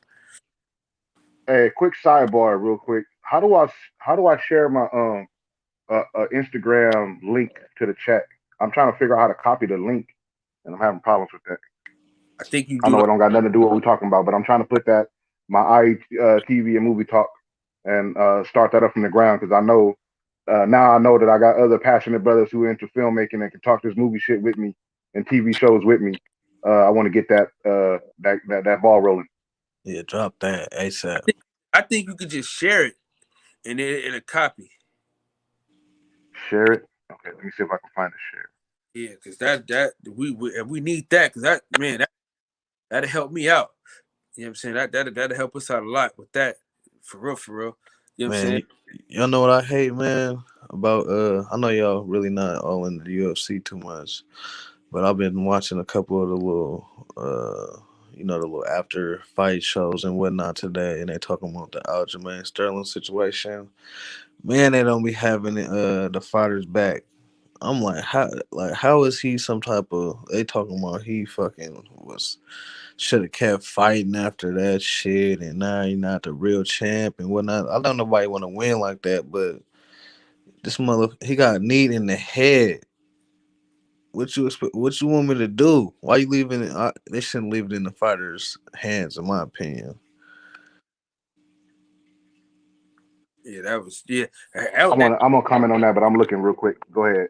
Hey, somebody So don't said don't don't go to the next topic until I want to speak on that too because that's a great fucking point.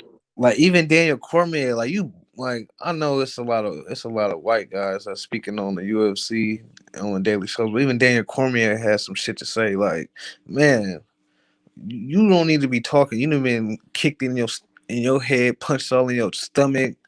Like you talking about when I got the belt back from John, I wasn't carrying it around. Were you the one sitting around here talking about you one of the double champs, and you ain't beat John Jones twice? Like nobody give a fuck about your double champ status.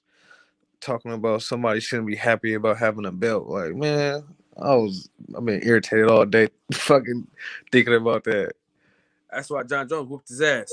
But J.A. Dixon, bro, that nigga be on the road, man. He said don't watch Undisputed 3 outside of the fight scenes. Nigga, I didn't even know they had a number 3. God Yeah, damn. me neither.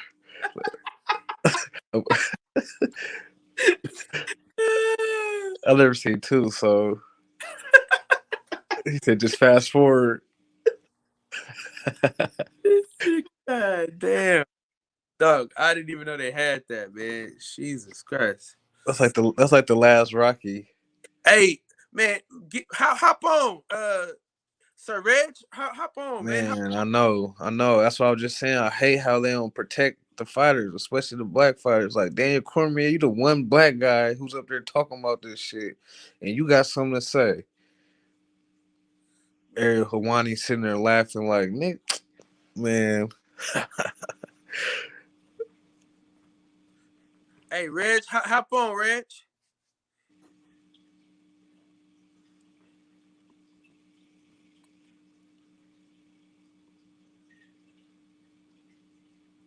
Hey, so how did you feel about that card? Anyway, the UFC fight card. The prelims were better than the main card. The prelim fights was actually pretty entertaining. The main card was kind of lackluster, but it was good fights. It was cool. Izzy was he was getting with him, but he said y'all talking movies. Izzy was getting with him, but hold on. Just hop on, man. We talking about a whole bunch of stuff, man. We've been changing directions and everything, man. There we go. Damn. God damn it. Hold on real quick, man. Sir Reggie Owens, man. My dog, man. What's up, dog?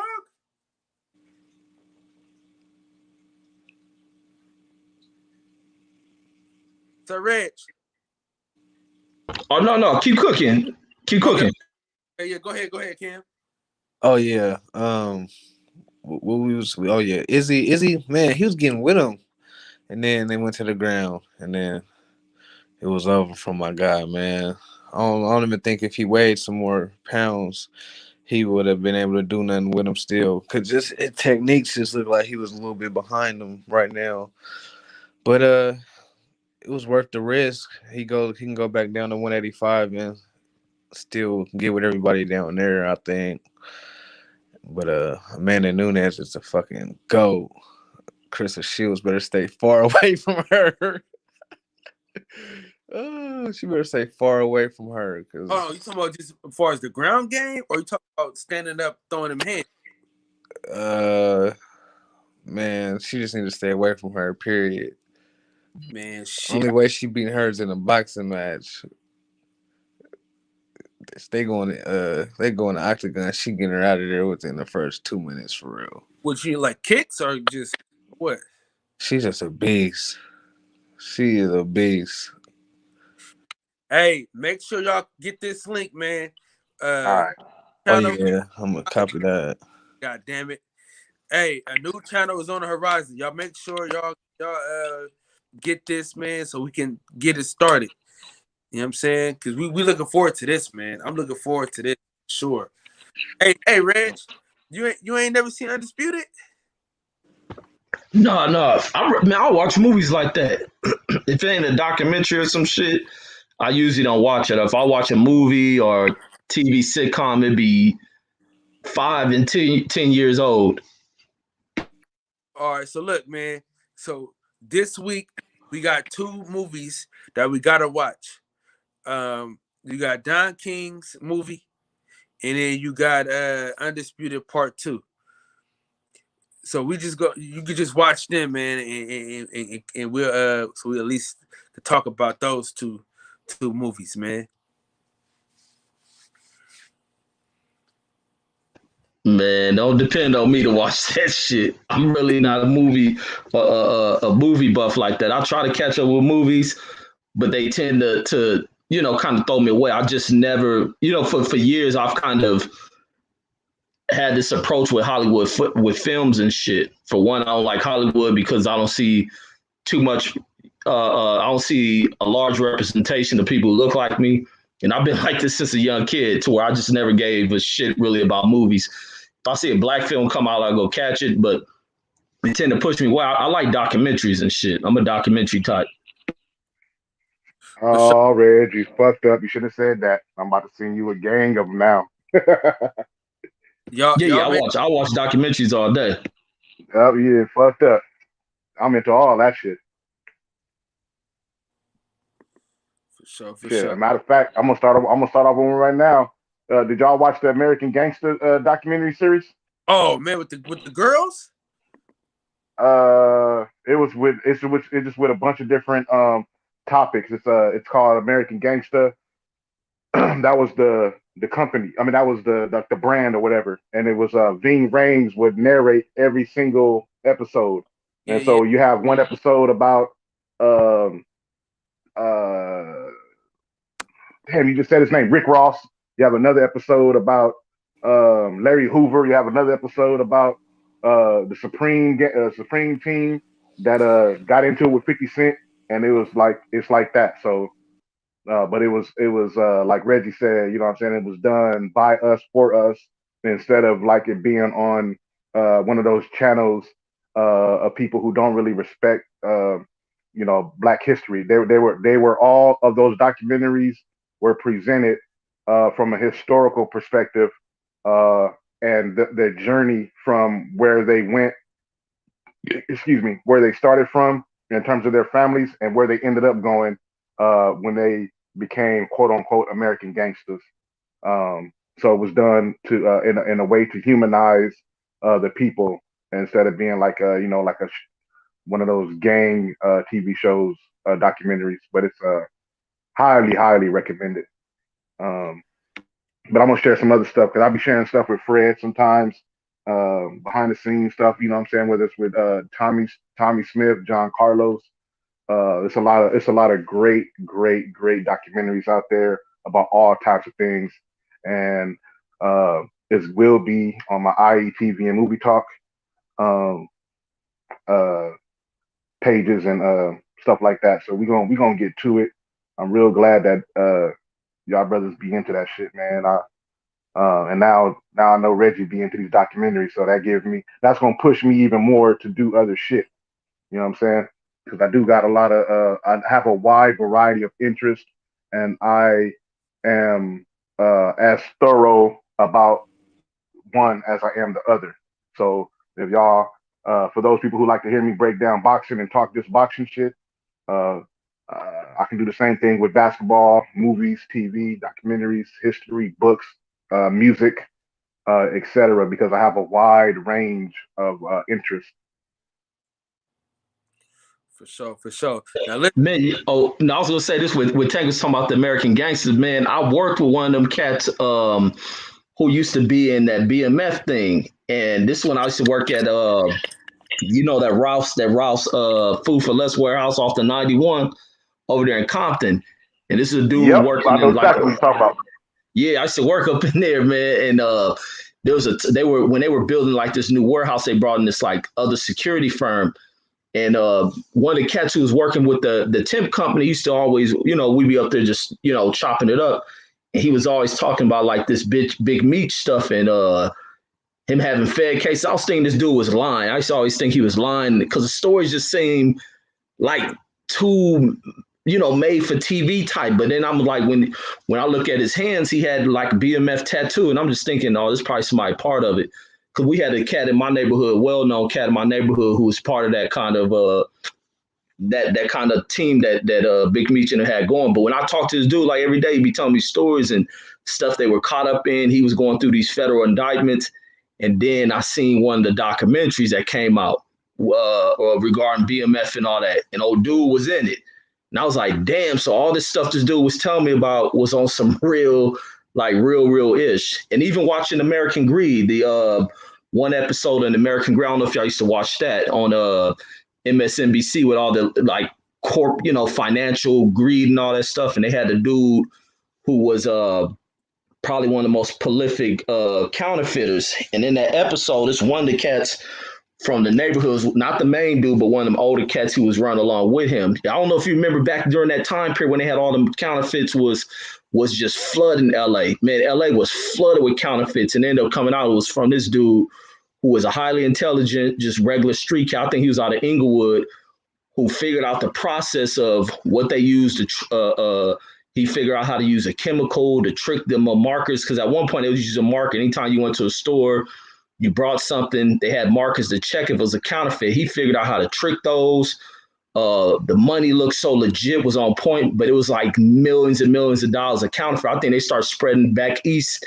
He was producing so much and they making stupid amount of money. But where he messed up at, when the money hit the Federal Reserve and they look at those codes, all this money got matching barcodes. But dang near every stretch of LA, all through LA County and other counties was hit by this money. But that's the type I like watching that kind of stuff, man.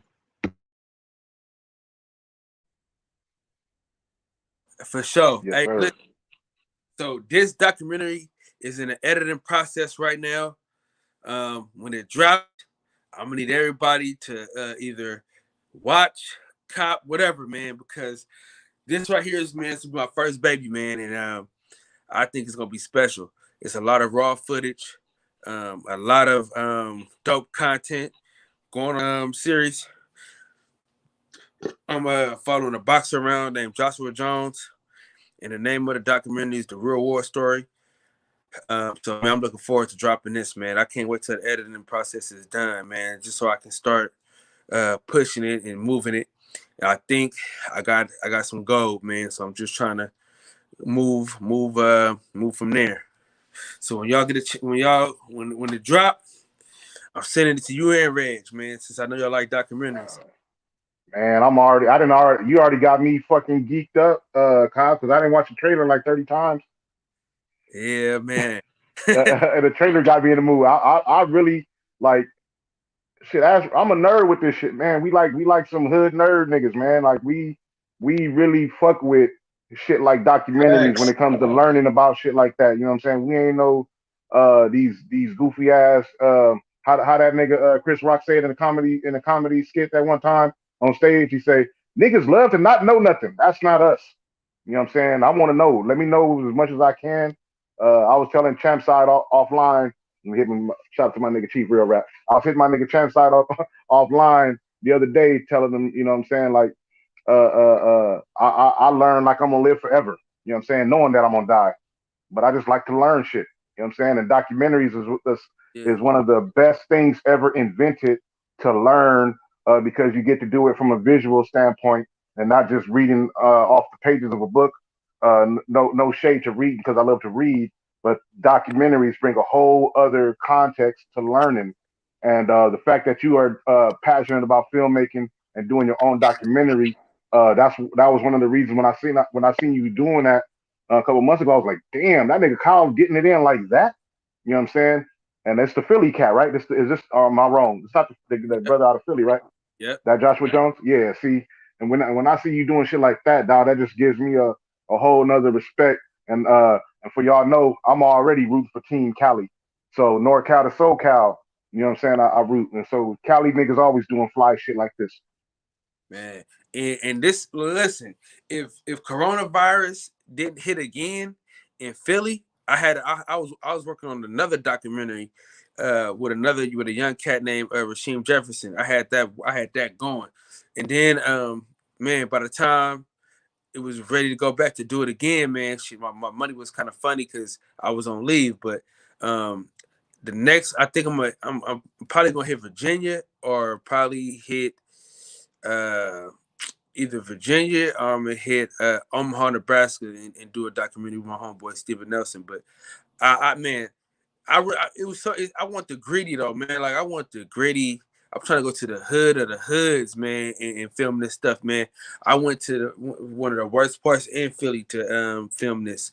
So I'm from the trenches, man. I just want people to know who other people are, because people think like boxers are just, you feel me, famous like that. You know what I'm saying? But there's boxers out there that's grinding, man. That's just trying to make a living to feed their family. Like, you know what I'm saying? They only want to, like, damn, they want to be a champion, but it's like, man, damn, being a champion, I'm trying to feed my family, man. And it's gonna be great, man. And this guy, man, I'm gonna get him on, man. One of these days he gonna stay up, and I'm gonna get him on the late night show. If I would have known we was getting on this this early, man, I'd have had him on for sure. But yeah, man, that's I can't wait to get that thing going, man. That's gonna be the one. Okay, so fantasy fight, man. This is for Reg, because Rocky the only thing that nigga done seen. So we're gonna go with this. We're gonna go with this right here.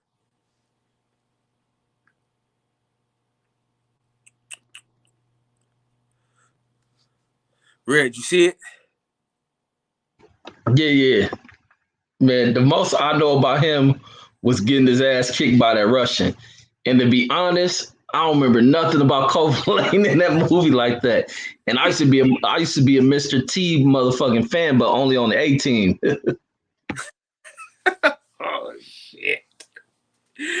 I'm telling you, man, it's hard for me to watch movies, man. I'll get distracted watching a movie and just miss out on all the parts of it. It's bad, man. So, man, so Fred had that guy on a date from Hidden Cutlers.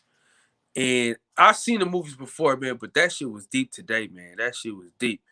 Shit was so good, nigga. Fred just cut off the damn show, man, because I'm normally ready to go at like 12, you know what I'm saying?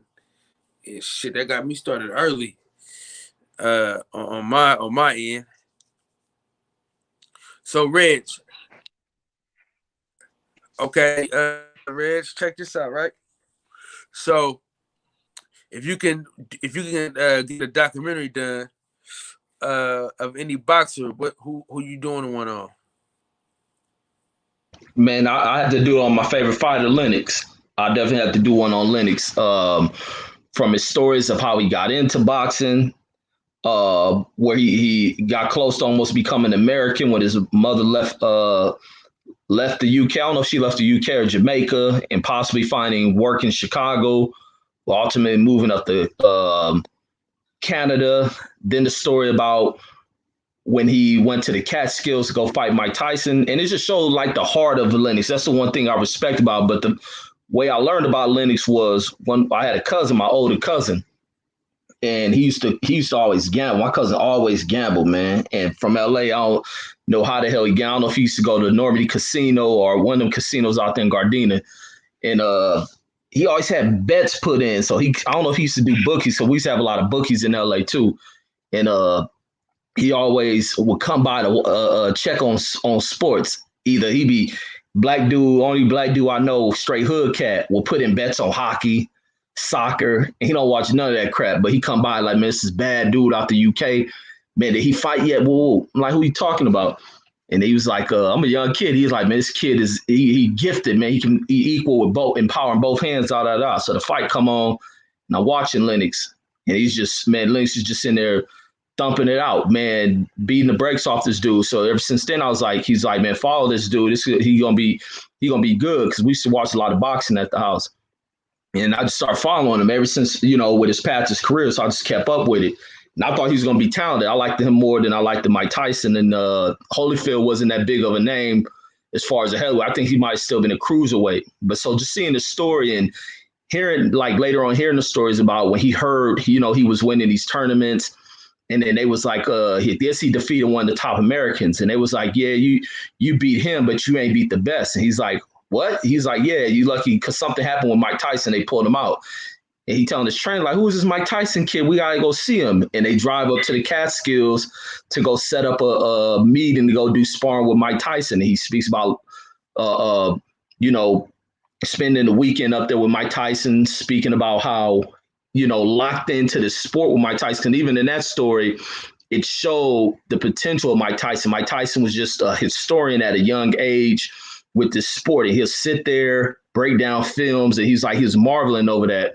So they get in their sparring and whatnot. Mike Tyson was really who they said he was. He was giving Lennox like hard work. And as time went on, Lennox began to improve, and those contests he started to catch up and, getting close to surpassing before Costamare was like, man, don't do that. You're going to fight this guy one day. Telling Mike Tyson, I guess something happened in that moment. So it just shows like the heart for him to hear somebody better than him. I got to fight this dude. Then to hear when he was on stage, when they had all the champions, when Fury and Wilder was supposed to fight, and they asked all the champions on the stage, how did they go through their careers? And all these other champions said that their promoters or managers guided their careers. Link's the only one said he chose his fights. He wanted to fight whoever was the best. And I'm like, man, I picked the right guy to follow as far as a career in boxing. And when he lost the fight, he avenged it. So you can't knock Lennox. A lot of people didn't like him. Back when I used to talk about Lennox, because I didn't like Tyson like that. Everybody, they didn't like him because of the accent and all this other stuff. But as he retires, he gets his respect now. Man, you know me, dog. I'm a Lennox Lewis head, man. I love Lennox Lewis. JB, man, what's the hold on real quick, man. J.A. Dixon with another great comment, man. He said we need one at a Black Murderers Road in Henry Armstrong. I ain't mad at that at all. JB, what you got? Yeah. A documentary on one fighter? Yeah. Damn. That's tough right there. Shit. Yeah.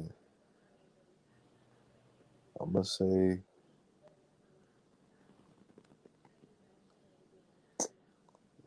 it's tough right here. They damn near and got documentaries on every fighter down there. Yeah. Shit, I'm gonna say one on I'm gonna say one on Julian Jackson. I want to know his upbringing in the islands, in the Virgin Islands.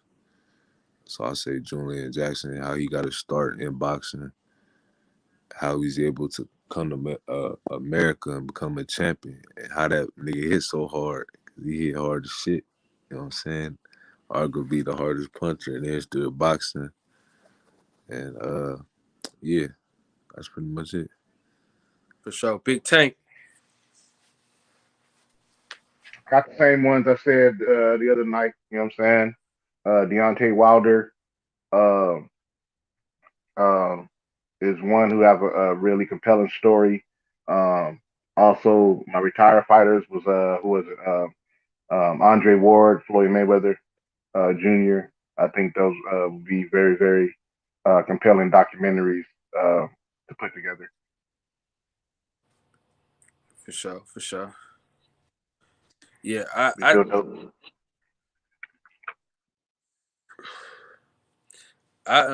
ain't gonna lie, man. I really want to do that Sugar Ray Leonard. I mean, that documentary would be crazy, man. Him going through the AA program and not wanting to box no more and coming back to boxing, like that's the one I would do for sure, man. I think that'd be a hell of a documentary for sure. Today was the 50th anniversary of the Frazier versus Ali fight. That's crazy. Yep. You know who's Kyle, who's a fighter that's not really known, but in his time he was known. Is he was Tiger before Tiger Woods, and that's Tiger Flowers. And Tiger Flowers was they used to call him a deacon, and that dude used to put hands on folks. He wasn't like a real knockout artist, but dude could box. You know what I'm saying? I wonder, I'm gonna have to hit up Scrapbook Boxing and ask him to do a little something on him, because I know that's right up his lane, and he know that I really do. I'm a nerd at this shit. I go back and I'm constantly watching old ass fights and old basketball games. I'm that weird ass nigga that go back and watch Bill Russell era dominate basketball and shit like that. You know what I'm saying? I go watch that old shit. You know what I'm saying? But Tiger Flowers can fucking fight, man. I really like that dude. Hey, I'm with you on that 100%. I'm with you on that 100%. 100%. I like Scrapbook Boxing, man. He be having some shit, man. That's how I learned about them belts. I learned about them belts going to his page. Yeah, I like that dude, man. I finally don't feel weird for looking at that old shit. So I'll be conversating, hitting him up, because you don't. It's not often where you can find people that that's in your lane like that. You know what I mean? That's why I got geeked up when and got a little overboard talking movies tonight. Because when I heard you talking movies, I was like, no, this nigga Kyle on this shit. These niggas, these niggas like movies. So, you know what I'm saying? When you find somebody that's in your lane on that level, that's outside of even, you know what I mean? The way normal people kind of just look at it on the surface level, that should get you excited to want to engage with motherfuckers. Yeah, Diego, man, J.A., man, you need to go live with us, goddammit, because he got some of the best. He said Diego Corrales, man, that'd be a good one for sure. For sure, you said that yesterday, nigga. I know. Yeah, J.A. every night always got the gems in the comments. Brother need to whenever you get a chance, need to jump in the panel too. You ain't lying. This nigga, and he's been like that forever. Everywhere we go, J.A. Dixon is on it, dropping these gems. So if y'all can tell me, I want to know, is there a great boxing documentary that needs to be seen? That already happened, like that needs to be seen? I'll say you seen the Sugar Ray Robinson one? That's the one you need to check out. I think it's called Pound for Pound, something like that. It's on YouTube. Okay. I'm gonna look that one up. I don't know the name of it, but I got them on my Tank Obadiah TV channel. I'm in the process of changing those over and putting them on my Sweet Science Examiner page. I have a lot of boxing documentaries because I have a section of them called the Sweet Science Examiner. I mean the Sweet Science, but it's one or several, but it's one in particular about Sugar Ray Robinson. That's really great. Jack Johnson. See, I don't know the names of them, but I'm gonna end up reposting them, and I'm gonna make sure that I put you up on them so you can check them out. But Jack Johnson, and I'm thinking, Fleming versus what's his name? Schelling versus Joe Louis. Yeah, those some real great documentaries on the history of these stories, bro, that's out there about what was going on in the sport of boxing. You know, we talk about that shit being dirty now, and the shit that goes around now, the storylines that follow these fighters and the lives now, but it really it don't compete to what where it came from, and it helps to shed light on how we got to where we are with the sport of boxing too. But it's some really great boxing documentaries out there if y'all like that old school shit. For sure. Yeah, man, I'm excited about that. What you got, Reg? As far as documentaries, well, you already asking me on mine. No. I'm saying the one that we need to see. Man, well, I seen that recent one with the Hector Camacho.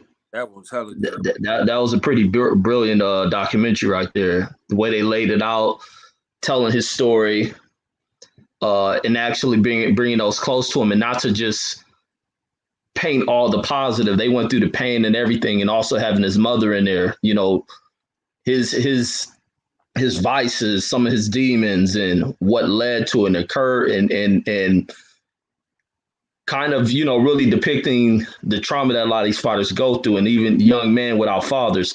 And I think that's probably one of the things that hurt him, not having a father, and so not even just having a father, but a father who cares. Because there's people with fathers who are present but don't show anything, don't guide anything. But I think that's one of the factors that kind of sit him down the path that Camacho went down, and especially in an environment that was similar to where there's a lot of people coming from those broken homes, unguided, looking for love, trying to be impressionable to the streets, and ultimately leading to some of the wrong roads and stuff. But good fighter, just having a lot of those demons, man.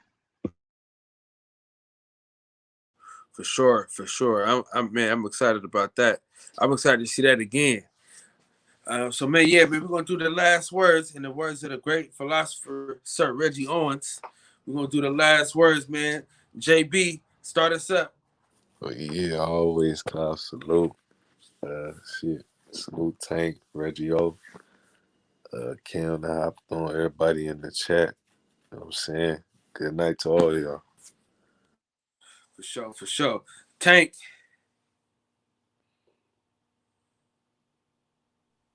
Once again, over here chilling with my brethren over here at the boxing section. Salute to Kyle, the host. Salute to my brother Reggie Owens. Salute to JB. Who else was on here, man? I saw somebody else was on here earlier. Ken, salute. Salute to everybody in the chat that's up with us every morning. Shout out to Kyle for being able to adjust on the fly and pivot and go before he was even ready to go, and still put on a dope live and a dope show. And let's keep building up this brother's channel, man. Let's keep building up his channel. Let's support his documentary when it comes when he gets done with it. Please go to his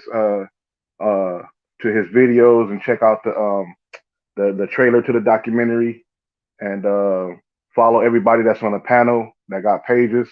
If they have YouTube channels, if they have Instagram, please follow everybody, because you're around dope brothers who do dope shit and always are trying to post content that is beneficial to everybody. You know what I'm saying? Whether it's sports related or not.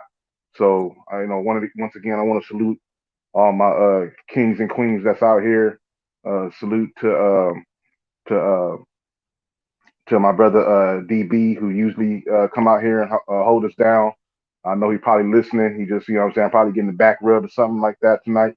But I'm pretty sure he's listening, because that's what he do. You know what I'm saying? That's brothers always supporting everything that we all do. You can find me by Googling the Sweet Science Examiner. You can follow me on Twitter, Facebook, Instagram, YouTube, if that's what you got. And also, I'm trying to build up these new channels I got. Tank Obadiah TV, where, myself and brother Reggie Owens, started reading this the book called The Spook Who Sat by the Door today. If y'all ever got a chance, slide by just to say what's up, even if you can't stay the whole live. Just slide by to show us some support, because we're doing it to show this next generation that it's cool to read, it's okay to read, and it's a thing that our young brothers and sisters shouldn't think that it's taboo or not cool to do, because reading is an exercise of the brain, just like running, just like lifting weights, just like anything else. Your brain needs to be exercised, and reading is one of the best ways to exercise your brain. So please come chill with us and fuck with us over there at Tank Obadiah TV. And as y'all got the scoop today, I am starting a TV and movie talk channel called IETV and Movie Talk. When that drops, y'all gonna be the first ones to know. Especially unless y'all go to my IG, because I'm gonna put some posts over there, and I'm gonna put the link in the bio over there. So with that being said, peace, blessings, and respects to everybody that's listening to this on a replay. Catch y'all next time. The great Sir Reggie Owens, man. Man, stop that, man. Y'all be doing too much. Oh man, another good show, man. And I'm sitting back listening to y'all talk about the movies, even though I don't know too much about them, but still good show, man. And keep doing your shit, Cal. Y'all subscribe. Don't forget to do that. Don't forget to hit that like button. Don't forget to come over to Tank's channels, and don't forget we doing the book readings tomorrow, man. This is a good book, very, very good book. And if you've seen the film, you ain't got to even front like you've seen the film, because I know a lot of people have heard it, but man, it's always good to listen to the book behind the movie. So please come through, check that out. Stay in, tune in for a little bit. This ain't always got to be boxing talk. Got to uplift your minds, man. There's many things within this world, not just to have the part that entertains your mind, but also to wake your mind up. And even hearing these pieces of literature and even stories, even whether fiction or nonfiction, but just listening to the way a person can apply something to pen. And that's the one thing I enjoy with reading and marveling over, like hearing these books, even though I've just started getting into reading books like that is the factor about writing. Me, I can't apply when it comes to trying to write something. I can speak all day, but when it comes to putting those words on paper, that's a hard thing for me to do, like real hard. Or otherwise, because I have to do that stuff in school, write papers all the time, and I'm one of these people who will write a paper. You can tell me a month ahead, and I will write that paper in the final hour it's supposed to be due, because such a hard thing for me to just open up and just go in and write. I get writer's block bad. So seeing these books being written, the way they formatted, and I'm too much of too hard on how I think things have to be structured and look. But I think that's a pretty unique gift that people have when they can, write books, apply stories like that, lay them out. The way the story is laid out, how it started is pretty good. But that's my thoughts on that. For sure, man. Appreciate you for coming through, man, messing with me. I appreciate y'all, man, for every night, man, we here. And I appreciate y'all for stopping by, man. It's always a treat when players meet. We'll continue to keep our foots on their neck. You know what I'm saying? We for sure going live tomorrow night. Tomorrow, hopefully we get these movies watched, man, so we can do some more talking. Hopefully we can get Reggie Owens to watch another movie. So that's the hopes. But yeah, man, another one to the other one, man. Same super heated, man. I appreciate everybody for coming through and showing love. And like I said, man, we're gonna do this again tomorrow. Hopefully, man, I'll be ready. Man, I'm gonna get the show ready even earlier than before, because I was in the middle of getting it ready for 12, and shit. And then Fred was just hopped off. I was like, oh shit, I gotta hurry up and scramble and get some shit together. But it was a great show, man. I'm just trying to diversify the boxing talk. I don't want to just talk about every topic that everybody's talking about. I want to make sure that I kind of give us something else to talk about, give us some more laughter, man, give us something else, you know what I'm saying? So, yeah, man, just another good show, man. I appreciate y'all, everybody in the chat, man. Appreciate y'all for coming through and messing with us, man. Y'all could have been anywhere, but y'all was with us, man. I appreciate y'all for that, man. Big Reg, Big Tank, Cam, JB, appreciate y'all for joining the panel, man. I'm going to get with y'all tomorrow. My dogs. Peace.